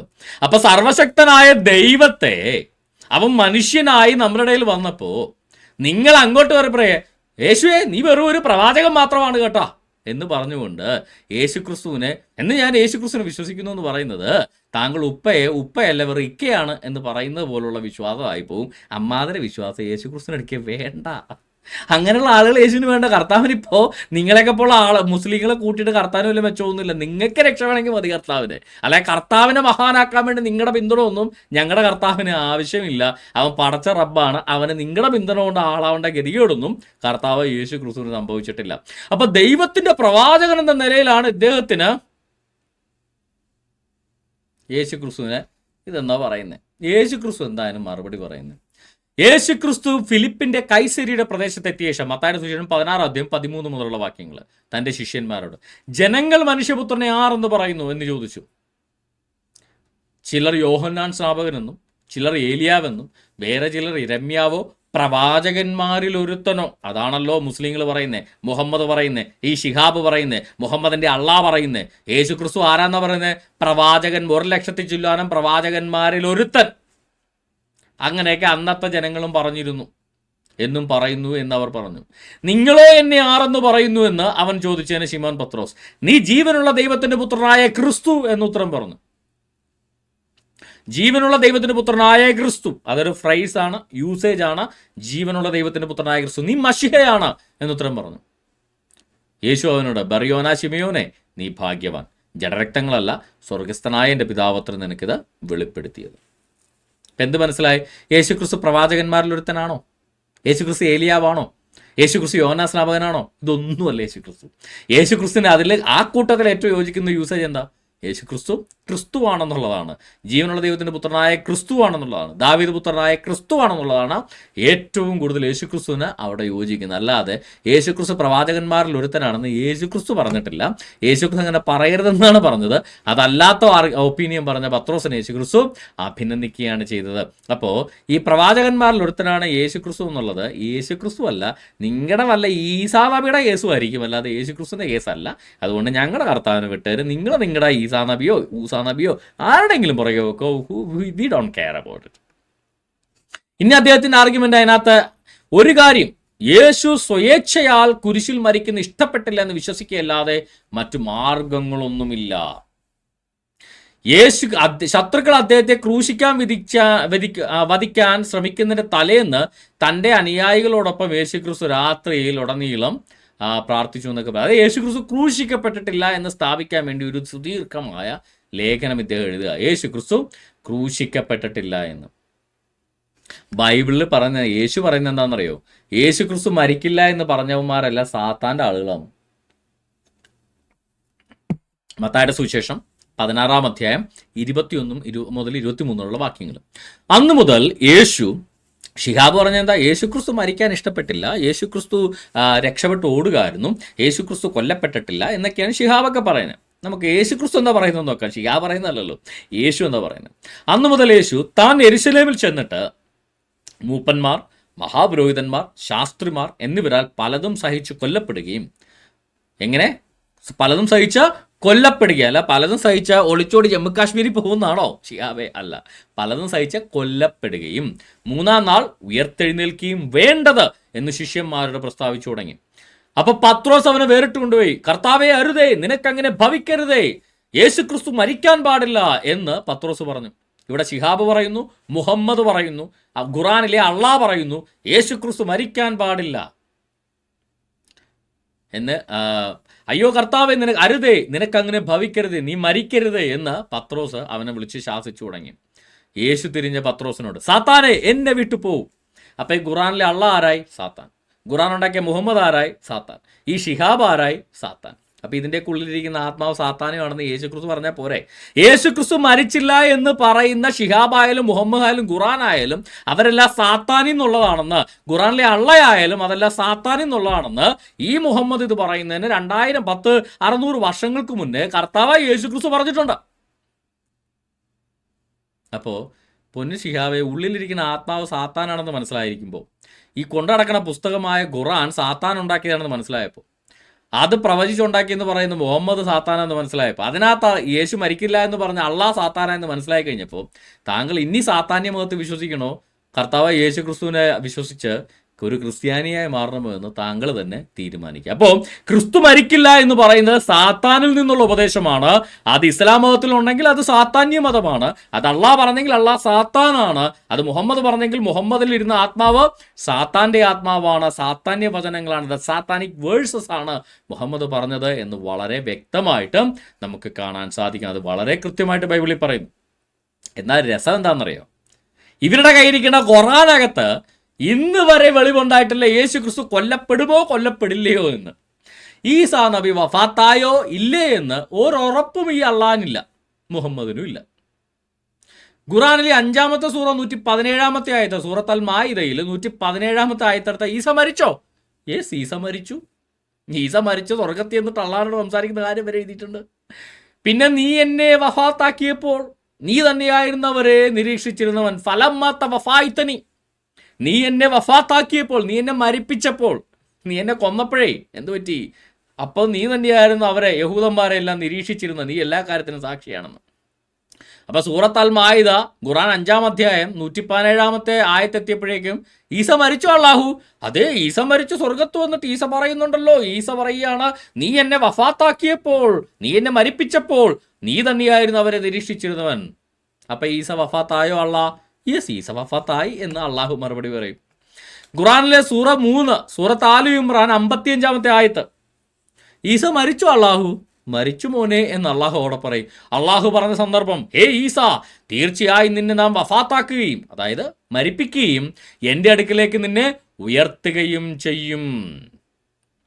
നിന്നെ വഫാത്താക്കുകയും റഫിറുക്കയാക്കുകയും ചെയ്യും. നിന്നെ മരിപ്പിക്കുകയും റഫിറുക്ക ചെയ്യും, ഉയർത്തുകയും ചെയ്യും. അപ്പോൾ ഈസ മരിക്കുമോ അല്ലാ? ഈസ മരിച്ചു അല്ലാ? യെസ് മോനെ, ഈസ മരിച്ചു എന്ന് പറയും. എന്നാൽ ഇതാ അള്ളാ തന്നെ ഈ പറഞ്ഞതെല്ലാം മറന്നുപോയി. ഖുർആൻ 4 സൂറത്ത് അൽനിസ വന്നപ്പോഴേക്കും പറഞ്ഞതെല്ലാം അള്ള മറന്നുപോയി. അള്ളക്ക് ഇച്ചിരി അൽഷിമേസ് വന്നോന്ന് സംശയം. അള്ള ഇവിടെ പറയുക, 4:157 പറയുക, വാസ്തവത്തിൽ ഈസയെ, അദ്ദേഹത്തെ അവർ കൊലപ്പെടുത്തിയിട്ടുമില്ല, ക്രൂശിച്ചിട്ടുമില്ല, പക്ഷെ യാഥാർത്ഥ്യം അവർക്ക് തിരിച്ചറിയാതാവുകയാണ് ഉണ്ടായത്. തീർച്ചയായും ഈസായുടെ കാര്യത്തിൽ ഭിന്നിച്ചവർ അതേപ്പറ്റി സംശയത്തിൽ തന്നെയാകുന്നു. ഈ സംശയം മുഴുവൻ അള്ളാഹുന. യാഥാർത്ഥ്യം മറക്കപ്പെട്ടത് അള്ളാഹ്ക്കാ. കാരണം അള്ളാഹ്ക്ക് തന്നെ വെളിവില്ല ഈസ മരിച്ചോ ഇല്ലയോ എന്ന്. കാരണം ഇവിടെ പറയുന്നു ഈസയെ അവർ കൊലപ്പെടുത്തിയിട്ടില്ല, അവർ ക്രൂശിച്ചിട്ടുമില്ല. അവിടെ പറയുന്നു ഈസ മരിച്ചുപോയി. പിന്നെ ഈസ ആത്മഹത്യ ചെയ്തു? ഈസ മരിച്ചിട്ടില്ല, ഈസ ക്രൂശിക്കപ്പെട്ടിട്ടില്ല, ഈസനെ കൊലപ്പെടുത്തിയിട്ടില്ല, പിന്നെ ഈസ ആത്മഹത്യ ചെയ്തു? എന്ത് മണ്ടത്തരമാണ് ഈ അള്ളാഹ്. എന്നിട്ട് പറയുക, ഈസയുടെ കാര്യത്തിൽ ഭിന്നിച്ചവർ അതിനെപ്പറ്റി സംശയത്തിലാകുന്നു. കാര്യം എന്താ? ഈ മുഹമ്മദിന് ഇതൊക്കെ വായിച്ചറിയാനുള്ള എഴുത്തും വായനയും പോലും അറിയില്ല. എവിടെ നിന്നൊക്കെ കേൾക്കുന്ന കാര്യങ്ങൾ, വല്ല വറക്ക പറഞ്ഞ കാര്യങ്ങളൊക്കെ അടിച്ചു മാറ്റി വളരെ അന്തസ്സായിട്ട് പുള്ളിക്കാരൻ തട്ടിമുട്ടിയിടുമ്പോൾ പല ചോദ്യങ്ങളും വരും. അപ്പോൾ അതിനൊന്നും ഉത്തരം പറ്റാതിരിക്കുമ്പോൾ പുള്ളി വായി തോന്നി കോതക്കോട്ടോലും വിളിച്ചു പറയും. അപ്പോൾ ഒരു സ്ഥലത്ത് പറഞ്ഞു ഈസ മരിച്ചു എന്ന്, വേറെ സ്ഥലത്ത് പറഞ്ഞു ഈസ മരിച്ചിട്ടില്ല എന്ന്, ഈസ കൊല്ലപ്പെട്ടിട്ടില്ല, ഈസ ക്രൂശിക്കപ്പെട്ടിട്ടില്ല എന്നൊക്കെ അടിച്ചു. ഇതൊക്കെ കെടുത്തുകൊണ്ട് നടക്കാൻ കുറേ പൊട്ടന്മാർ. അപ്പോൾ യേശു ക്രിസ്തു മരിച്ചോ ഇല്ലയോ എന്ന് സംശയമുള്ളത് അള്ളായിക്ക, അല്ലാതെ ബൈബിളിനല്ല. യേശു ക്രിസ്തു തൻ്റെ പരസ്യശുശ്രൂഷ കാലത്ത് വളരെ കൃത്യമായിട്ട് പറഞ്ഞു, മനുഷ്യപുത്രൻ കൊല്ലപ്പെടും, അവൻ 3-ാം നാൾ ഉയർത്തെഴുന്നേൽക്കും. അതറിവില്ലാത്ത സാത്താന്മാർക്ക് മാത്രമാണ് യേശു ക്രിസ്തു മരിക്കില്ല എന്ന് പറയുന്നത് സാത്താനികമാണ് എന്ന് കൃത്യമായിട്ട് യേശു ക്രിസ്തു പത്രോസിനോട് തന്നെ പറഞ്ഞിട്ടുണ്ട്. അപ്പോൾ ഷിഹാബും ഈ അള്ളായും ഖുറാനും മുഹമ്മദും ഒക്കെ വെറും സാത്താന്യ പുസ്തകങ്ങളാണെന്നുള്ള കാര്യത്തിൽ തർക്കമില്ലാതെ തന്നെ നമുക്ക് മനസ്സിലായ സ്ഥിതിക്ക് നമുക്ക് മുന്നോട്ട് പോകാം. സെബാസ്റ്റ്യൻ മുന്നക്കൽ മറുപടി പറയുമോ, മുകളിലെ പോസ്റ്റിൻ്റെ തുടർച്ച. എൻ്റെ പൊന്നു സഹോദര, ഇമാതിരി ടൈപ്പ് ചെയ്യണതിൻ്റെ ഒരു അംശം വേണമല്ലോ, ഡയറക്റ്റ് വരാനല്ലേ അവസരം തരുന്നത്. നട്ടലുണ്ടെങ്കിൽ പോര്, നമുക്ക് ഡയറക്റ്റ് അങ്ങ് സംസാരിക്കാം. ഓക്കെ. മറ്റൊരിക്കൽ യേശു ശിഷ്യന്മാരുടെ ഇടയിലേക്ക് വന്നത് ഭൂതത്തിൻ്റെ വേഷത്തിലായിരുന്നു. തന്നെയുമല്ല, വിശന്നു വലഞ്ഞ അദ്ദേഹം ഭക്ഷണം അവരിൽ നിന്ന് ചോദിച്ചു വാങ്ങി കഴിക്കുന്നുണ്ട്. വിശന്നു വലഞ്ഞ യേശു ക്രിസ്തു ഭക്ഷണം വാങ്ങിച്ച് കഴിച്ചു മരിച്ചതിന് ശേഷം. എൻ്റെ പൊന്ന് സഹോദര, യേശു ക്രിസ്തു ഭൂതത്തിൻ്റെ വേഷത്തിൽ വന്നെന്നാണോ അവിടെ പറയുന്നത്? ആരാ ശരിക്കും ഭൂതം? ഈ യേശു ക്രിസ്തു ആണോ അള്ളാഹു ആണോ ഭൂതമെന്ന് നമുക്കൊന്ന് വിശദമായിട്ട് നോക്കാം. ഇദ്ദേഹം ഈ പറയുന്ന വാക്യം ഇതാണ്, ലൂക്കോസിന്റെ സുവിശേഷം 24-ാം അധ്യായം 37-ാം വാക്യം. യേശു ക്രിസ്തുവിനെ അവർ കണ്ടപ്പോൾ അവർ ഭയപ്പെട്ടു. യേശു ക്രിസ്തു അവരുടെ മുന്നിൽ പ്രത്യക്ഷമായി മരിച്ചതിന് ശേഷം. അവർ ഭയപ്പെട്ടു. കാര്യം എന്താ? ഒരാൾ മരിച്ചു, അയാളെ നമ്മൾ കൊണ്ട് അടക്കി. ഒരു 3 ദിവസം 4 ദിവസം കഴിഞ്ഞപ്പോഴേക്കും പെട്ടെന്ന് ആൾ നമ്മുടെ മുമ്പിൽ നിന്നാൽ നമ്മൾ എന്ത് ചെയ്യും? ഞെട്ടി പേടിച്ച് പണ്ടാറടങ്ങും, അല്ലേ? ശരിയല്ലേ? അതുപോലെ ശിഷ്യന്മാരും യേശുക്രിസ്തു കണ്ടപ്പോൾ ഭയപ്പെട്ടു. They were thinking, അവർ ചിന്തിച്ചു എന്താണെന്ന്, അതൊരു ന്യൂമയാണെന്ന് അവർ ചിന്തിച്ചു. അവർ കാണുന്നത് ഒരു സ്പിരിറ്റിനെയാണ്, അല്ലാതെ ഭൂതത്തെയാണെന്നല്ല, ആത്മാവിനെയാണെന്നാണ് പറഞ്ഞത്. ഭൂതം എന്നുള്ളൊരു തർജ്ജമയാണ്. അത് മലയാളത്തെ തർജ്ജമക്കാർ പല തെറ്റും വരുത്തിയിട്ടുണ്ട്. അക്കൂട്ടത്തിലൊരു അന്നത്തെ ഭാഷയിലൊരു തർജ്ജമ അവർ ചെയ്തേ ഉള്ളൂ. കാരണം അന്ന് പ്രേതം വന്നിട്ട് കഴിഞ്ഞാൽ പ്രശ്നമാണ്, ആത്മാവ് നിട്ട് കഴിഞ്ഞാൽ കൃത്യമായിട്ട് ആളുകൾക്ക് മനസ്സിലാവും. മരിച്ച ആളെ കാണുന്നു, അതിന് ഭൂതം ഒന്നും അവരെ കിട്ടുമെന്ന് മാത്രമല്ല, അല്ല ഭൂതം ഒന്നും ബൈബിളിലൊന്നുമില്ല. അത് ബൈബിളിൻ്റെ ഒരു പരിഭാഷയിൽ പല ഉള്ളവരാണ്, അല്ലാതെ ഭൂതം ഒന്നും ബൈബിളിലൊന്നുമില്ല. പല ഇംഗ്ലീഷ് പരിഭാഷകളിലും സ്പിരിറ്റ് എന്നാണ് കിടക്കുന്നത്, അല്ല ഗോസ്റ്റ് എന്നാണ് കിടക്കുന്നത്. മരിച്ച ആളുടെ സ്പിരിറ്റിനെ ഇംഗ്ലീഷ് വിളിക്കുന്ന ഒരു രീതിയാണ് ഗോസ്റ്റ് എന്ന് പറയുന്നത്. അപ്പോൾ ഗോസ്റ്റ് എന്നും സ്പിരിറ്റ് എന്നൊക്കെ അടയ്ക്കുന്നത്. അതിൻ്റെ ആക്ച്വൽ ഗ്രീക്ക് ന്യൂമ എന്നുള്ളതല്ല ഭൂതം എന്നുള്ളതിൻ്റെ ഗ്രീക്ക് ന്യൂമ എന്നല്ല. ന്യൂമ എന്ന് പറഞ്ഞാൽ ആത്മാവെന്നാണ് ന്യൂം എന്ന് പറയുന്ന പദത്തിൻ്റെ അർത്ഥം. അപ്പോൾ യേശുക്രിസ്തു ഭൂതത്തിൻ്റെ വേഷത്തിൽ വന്നെന്നൊക്കെ പറഞ്ഞ് യേശുക്രിസ്തുവിനെ നിന്ദിക്കാനാവില്ല സഹോദരൻ. മര്യാദക്കെ ഒരു കാര്യം വായിക്കുമ്പോൾ തർജ്ജമകളല്ല, അതിൻ്റെ ഒറിജിനൽ മൂലഭാഷ വായിച്ച് ഞങ്ങൾ ഖുറാനെക്കുറിച്ച് വിമർശിക്കുമ്പോൾ പറയല്ലോ അതെ മൂലഭാഷ അറബി ഖുറാൻ എടുത്ത് വിമർശിക്കണമെന്ന്. ഞങ്ങളൊക്കെ അറബി എടുത്തിട്ടാണ് വിമർശിക്കുന്നത്. അപ്പം നിങ്ങൾ ഇതുപോലെ ഗ്രീക്ക് എടുത്തിട്ട് വേണം വിമർശിക്കാൻ, അല്ലാതെ ഏതെങ്കിലും തർജ്ജമയിൽ എന്തെങ്കിലും പൊട്ടത്തരം കണ്ടു കഴിഞ്ഞാൽ അതും എടുത്തോട്ട് വരിക അല്ല വേണ്ടത് എൻ്റെ ശിഹാബെ. അപ്പം മനസ്സിരുത്തി ബൈബിള് മൂലഭാഷകളൊക്കെ വെച്ച് അന്തസ്സായിട്ട് അങ്ങ് ഇരുന്ന് പഠിക്കുക. മലയാളിയായ താങ്കൾക്ക് അറബി ഖുറാൻ പഠിക്കാമെങ്കിൽ മലയാളിയായ താങ്കൾക്ക് ഗ്രീക്ക് ബൈബിളും നന്നായിട്ട് പഠിക്കാൻ പറ്റും, ഹീബ്രു ബൈബിളും നന്നായിട്ട് പഠിക്കാൻ പറ്റും. അതിന് താങ്കൾക്ക് സാധിക്കട്ടെ എന്ന് നമുക്ക് വിശ്വസിക്കാം. അപ്പം യേശുക്രിസ്തുവിനെ കണ്ടപ്പോൾ ഇവർക്ക് ഭൂതമായിട്ട് തോന്നി എന്നാണ് ഇദ്ദേഹം പറഞ്ഞത്. സ്പിരിറ്റായിട്ട് തോന്നി, ആത്മാവായിട്ട് തോന്നി എന്നാണ് നമ്മൾ വിശുദ്ധ വേദപുസ്തകത്തിൽ കാണുന്നത്. അപ്പോൾ യേശുക്രിസ്തു താൻ ഈ മരിച്ചയാളുടെ ഒരു ആത്മാവ് മാത്രമല്ല ശരീരത്തോടു കൂടിയാണ്, കാര്യം രൂപാന്തര ശരീരത്തോടു കൂടിയാണ്, ഒരു ഹെവൻലി ബോഡിയിൽ തന്നെയാണ് വന്നിരിക്കുന്നത് എന്ന് കാണിക്കാൻ വേണ്ടി നിങ്ങൾ ഭക്ഷണം താ ഞാൻ കഴിച്ച് കാണിക്കാമെന്ന് പറഞ്ഞു. യേശുക്രിസ്തുവിന് ഭക്ഷണം കൊടുത്തു, യേശുക്രിസ്തു കഴിച്ച് കാണിച്ചു. അല്ലാതെ എന്നിട്ട് കർത്താവ് എടുത്ത് പറയുന്നുണ്ട് ഭൂതങ്ങൾ ഇതുപോലെ ആത്മാക്കൾ ഇതുപോലെ ഭക്ഷിക്കാറൊന്നും ഇല്ലല്ലോ എന്ന് യേശുക്രിസ്തു, അവർക്ക് അസ്ഥിയും മാംസവും ഇല്ലല്ലോ എന്ന് യേശുക്രിസ്തു പറയുന്നുണ്ട്. അവരെ തൊട്ട് നോക്കാനും യേശുക്രിസ്തു പറയുന്നുണ്ട്. അതായത് താൻ വെറും ഒരു മരിച്ചയാളുടെ സ്പിരിറ്റ് അല്ല, താൻ ഉയർത്തെഴുന്നേറ്റ് വന്നതാണ്, താൻ പുനരുദ്ധാനം ചെയ്തതാണെന്ന് കൃത്യമായിട്ട് അവരെ കാണിച്ചു കൊടുക്കാൻ വേണ്ടി പറഞ്ഞ ഒരു കാര്യമാണ്. എന്നാൽ ശരിക്കും ഈ പറയുന്ന ഭൂതമാരാ? അല്ലാഹാണ് യഥാർത്ഥത്തിൽ ഭൂതം അഥവാ ജിന്ന് എന്ന് പറയുന്നത്. ജിന്നാണ് ഈ ഭൂതം. ഭൂതത്തിൻ്റെ അറബിയാണ് ജിന്ന് എന്ന് പറയുന്നത്. നമ്മൾ കണ്ടിട്ടില്ലേ ജിന്നിനെ കാണുന്ന അലാവുദ്ദീൻ അത്ഭുതങ്ങളൊക്കെ ജിന്നിനെ കണ്ടിട്ടില്ലേ? ഭൂതം, അതാണ് ജിന്ന്. ഖുറാനിലെ 37-ാമത്തെ സൂറ 158-ാമത്തെ സൂറ സഫാത്തിൽ അള്ളാഹുവിനും ജിന്നുകൾക്കുമിടയിൽ അവർ കുടുംബ ബന്ധം സ്ഥാപിച്ചിരിക്കുന്നു. എന്ത് കുടുംബ ബന്ധം അവർ സ്ഥാപിച്ചത്? അതറിയണമെങ്കിലേ തഫ്സീർ ഇബ്നു കസീർ ആയത്തിൻ്റെ എടുത്ത് നോക്കുക. ആ ആയത്തിൻ്റെ തഫ്സീർ ഇമാം ഇബ്നു കസീറിൻ്റെ തഫ്സീർ എടുത്ത് നോക്കിയാൽ അറിയാം അള്ളാഹുവിനും ജിന്നുകൾക്കിടയിൽ എന്ത് കുടുംബ ബന്ധമാണ് അവർ ആരോപിച്ചതെന്ന്. മുജാഹിദ് ഇപ്രകാരം പറഞ്ഞു, ദ ഐഡോലൈറ്റേഴ്സ് മുശ്രിക്കീങ്ങൾ പറഞ്ഞു, the angels were the daughters of Allah. ഈ മക്കൻ മുശ്രിക്കുകൾ അഥവാ ഖുറൈശികൾ മുഹമ്മദിൻ്റെ കുടുംബക്കാർ പറഞ്ഞു ഈ മാലാഖമാർ എന്ന് പറയുന്നത് ലാത്ത മനാത്ത ഉസ 3 പെൺമക്കൾ എന്ന് പറയുന്നത് അള്ളാഹുവിൻ്റെ പെൺമക്കളാണ്. അപ്പൊ അബൂബക്കർ ചോദിച്ചു പിന്നെ ആരാണ് അവരുടെ അമ്മ? എടാ അള്ളാഹുവിന് പെൺമക്കളുണ്ടെങ്കിൽ അവർക്ക് അമ്മ കാണണമല്ലോ. കാര്യം ഇവരുടെ കോൺസെപ്റ്റ് പെണ്ണില്ലാതെ മക്കളുണ്ടാവില്ലല്ലോ. ആണിന് മക്കളുണ്ടാവണമെങ്കിൽ പെണ്ണുണ്ടാവണം. അപ്പം അള്ളാഹുവിന് ഒരു ഭാര്യ ഉണ്ടാവണം, ഈ പെമ്മക്കൊക്കെ ഒരു അമ്മയും കാണണം. അള്ളാഹുവിൻ്റെ ഭാര്യ അഥവാ ലാത്തയുടെയും മനാത്തയുടെ ഊസയുടെയും ഉമ്മ ആരാണ് എന്ന് ചോദിച്ചു.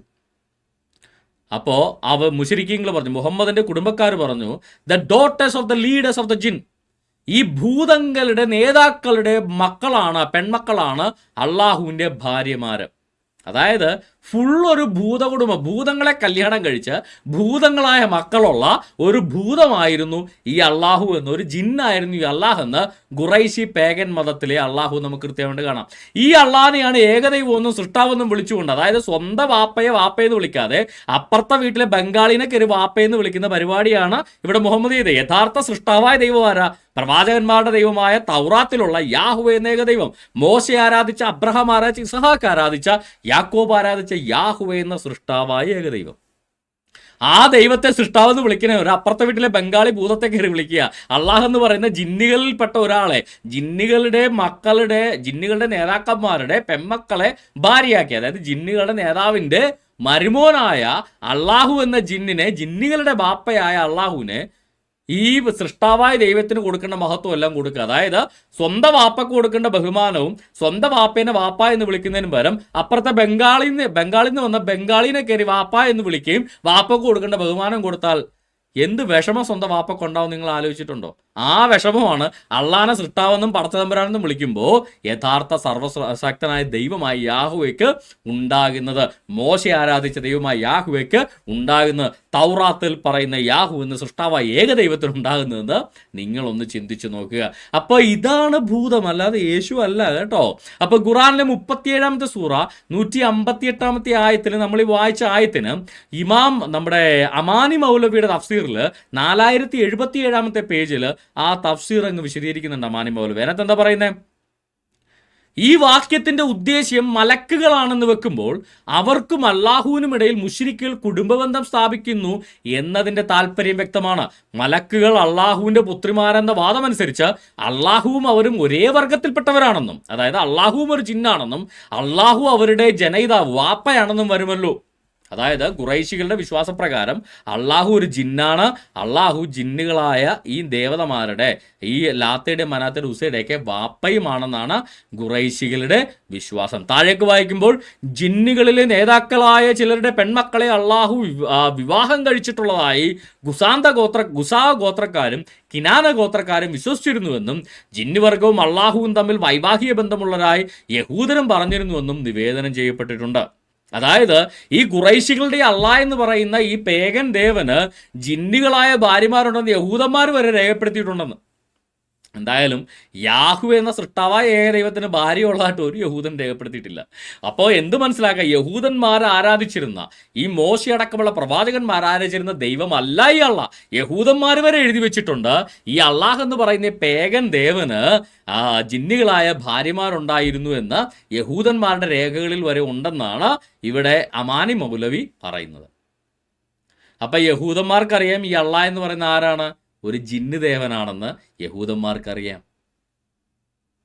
അപ്പം എല്ലാവർക്കും അറിയാവുന്ന അന്നത്തെ സുസമ്മതമായ ഒരു വിശ്വാസമായിരുന്നു അള്ളാഹ് എന്ന് പറഞ്ഞാൽ ജിന്നുകളുടെ ഭർത്താവായ ജിന്നുവർഗത്തിൽപ്പെട്ട ഒരു ദേവനാണെന്നുള്ള കാര്യം. സൂറത്ത് അൽ-അൻആമിലെ 6-ാമത്തെ സൂറയുടെ 100-ാമത്തെ ആയത്തെടുത്താലും ഇത് കാണാൻ സാധിക്കും.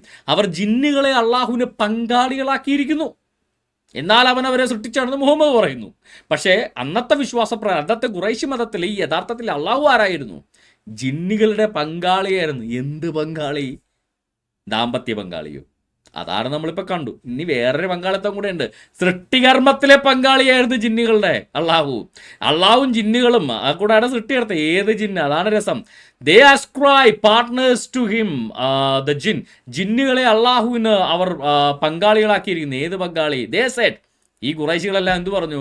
അള്ളാഹ് എക്സോൾട്ടഡ് ഈസ് ഹി ദ സാത്താൻ ആർ ബ്രദേഴ്സ് ആൻഡ് പാർട്ട്നേഴ്സ്. സാത്താൻ, ഇബ്ലീസ് ഒരു ജിന്നാണെന്ന് നിങ്ങൾക്കറിയാലോ. ആ ജിന്ന് ഇബ്ലീസിന്റെ ചേട്ടനായിരുന്നു അള്ളാഹ് എന്ന് പറയുന്ന ജിന്ന്. ഇബ്ലീസ് ജിന്നിന്റെ ചേട്ടനായിരുന്നു അള്ളാഹ് ജിന്ന്. ഈ Allah is the creator of human beings, beast and the cattles. അള്ളാഹു ജിന്നായിരുന്നു ഈ ബാക്കിയുള്ള മനുഷ്യര് മൃഗങ്ങളെയൊക്കെ സൃഷ്ടിച്ചു. വയൽ സാത്താൻ ജിന്ന്, അനിയൻ ജിന്ന് എന്ത് ചെയ്തു? ചേട്ടൻ ബാവ അനിയൻ ബാവ എന്ന് പറഞ്ഞാൽ അനിയൻ ജിന്നും ചേട്ടൻ ജിന്നും ആയിരുന്നു. ചേട്ടൻ ജിന്നാണ് അള്ളാഹ്, അനിയൻ ജിന്നാണ് സാത്താൻ. അപ്പോൾ അനിയൻ ജിന്ന് എന്ത് ചെയ്തു? പാമ്പ്, തേള്, അതുപോലെ തന്നെ ഈ സിംഹം, അതുപോലെ പ്രിഡേറ്ററി ബീസ്റ്റുകളുണ്ടല്ലോ, സിംഹം, കടുവ, അങ്ങനെ വലിയ വലിയ സാധനങ്ങളെയൊക്കെ അനിയൻ ജിന്നായ സാത്താൻ സൃഷ്ടിച്ചു. ചെറിയ ചെറിയ സാധനങ്ങളൊക്കെ മനുഷ്യനും, പിന്നെ ഈ ആട്, പശു, കാറ്റിലൊക്കെ ഇല്ലേ ചെറിയ ചെറിയ മാന്, മുയൽ, ഇങ്ങനെയുള്ള കുഞ്ഞു കുഞ്ഞു സാധനങ്ങളെയൊക്കെ അള്ളാഹു എന്ന ചേട്ടൻ ജിന്ന് സൃഷ്ടിച്ചു. ഇങ്ങനെയായിരുന്നു ഖുറൈശി മതത്തിലെ അള്ളാഹു. ഈ അള്ളാഹിനെയാണ് പടച്ച തമ്പുരാനെന്ന് ഈ മുസ്ലിങ്ങൾ വിളിക്കുന്നത്, ഈ മുഹമ്മദ് വിളിച്ചത്. അതാണ് രസം. ഞാൻ പറഞ്ഞില്ലേ, സ്വന്തം വാപ്പയെന്ന് വിളിക്കുന്നവർ അപ്പുറത്തെ വീട്ടിലെ ബംഗാളിനെ കയറി വാപ്പയെന്ന് വിളിക്കുന്ന പരിപാടിയാണിത്. യഥാർത്ഥ സൃഷ്ടാവായ പടച്ച തമ്പുരാനായ യാഹുവയെ പടച്ചറബേ എന്ന് വിളിക്കുന്നതിന് പകരം ഈ ഖുറൈശികളുടെ ജിന്നുവർഗത്തിൽപ്പെട്ട ദേവനെ പിടിച്ച് പടച്ചറബേ എന്ന് വിളിക്കുന്നത്, യഥാർത്ഥ സൃഷ്ടാവായ യാഹുവയെ ദൈവമേ എന്ന് വിളിക്കുന്നതിന് പകരം അൽ-ഇലാഹെ എന്ന് വിളിക്കുന്നതിന് പകരം ഇലാഹൻ വാഹിദിൻ ഏകദൈവമേ എന്ന് വിളിക്കുന്നതിന് പകരം ഈ ജിന്ന് വർഗത്തിൽപ്പെട്ട ഈ അള്ളാഹ് എന്ന് പറയുന്ന സാത്താന്റെ സഹോദരനെ, ഇബ്ലീസ് ജിന്നിന്റെ ചേട്ടൻ ജിന്നിനെ കയറി ഇലാഹൻ വാഹിദിൻ എന്ന് വിളിക്കുന്നത്, ഞാൻ പറഞ്ഞില്ലേ അപ്പുറത്തെ വീട്ടിലെ ബംഗാളിനെ കയറി വാപ്പയെന്ന് വിളിക്കുന്ന പരിപാടിയാണ്.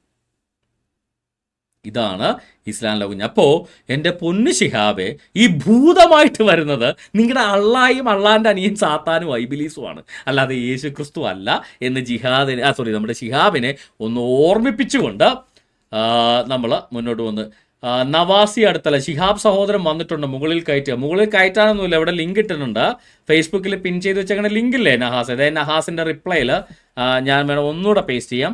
ശിഹാബ് വീഡിയോ കോളിൽ നൈസായിട്ട് മോന്തായം കാണിച്ച് വരാൻ വേണ്ടി മുഖം കാണിച്ച അന്തസ്സായിട്ട് വന്ന് ചോദ്യങ്ങൾ ചോദിക്കട്ടെ. താങ്കളുടെ ഈ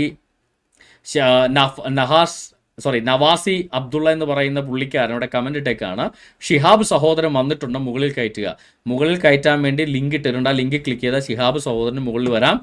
അദ്ദേഹത്തിന് വന്ന് അദ്ദേഹത്തിൻ്റെ ആർഗ്യുമെൻറ്റ് പറയാനുള്ള അവസരം ഒരുക്കിയിട്ടുണ്ട്. അപ്പോൾ സ്വാഗതം ഷിഹാബ്, താങ്കളിലേക്കാണ് ഇനി എല്ലാ ശ്രദ്ധയും വരുന്നത്. ഷിഹാബിന് ഇനി എന്താണ് പറയാനുള്ളത്? ഈ അള്ളാഹു വെറും ജിന്നാണോ അല്ലയോ? ഷിഹാബിന് പറയാം.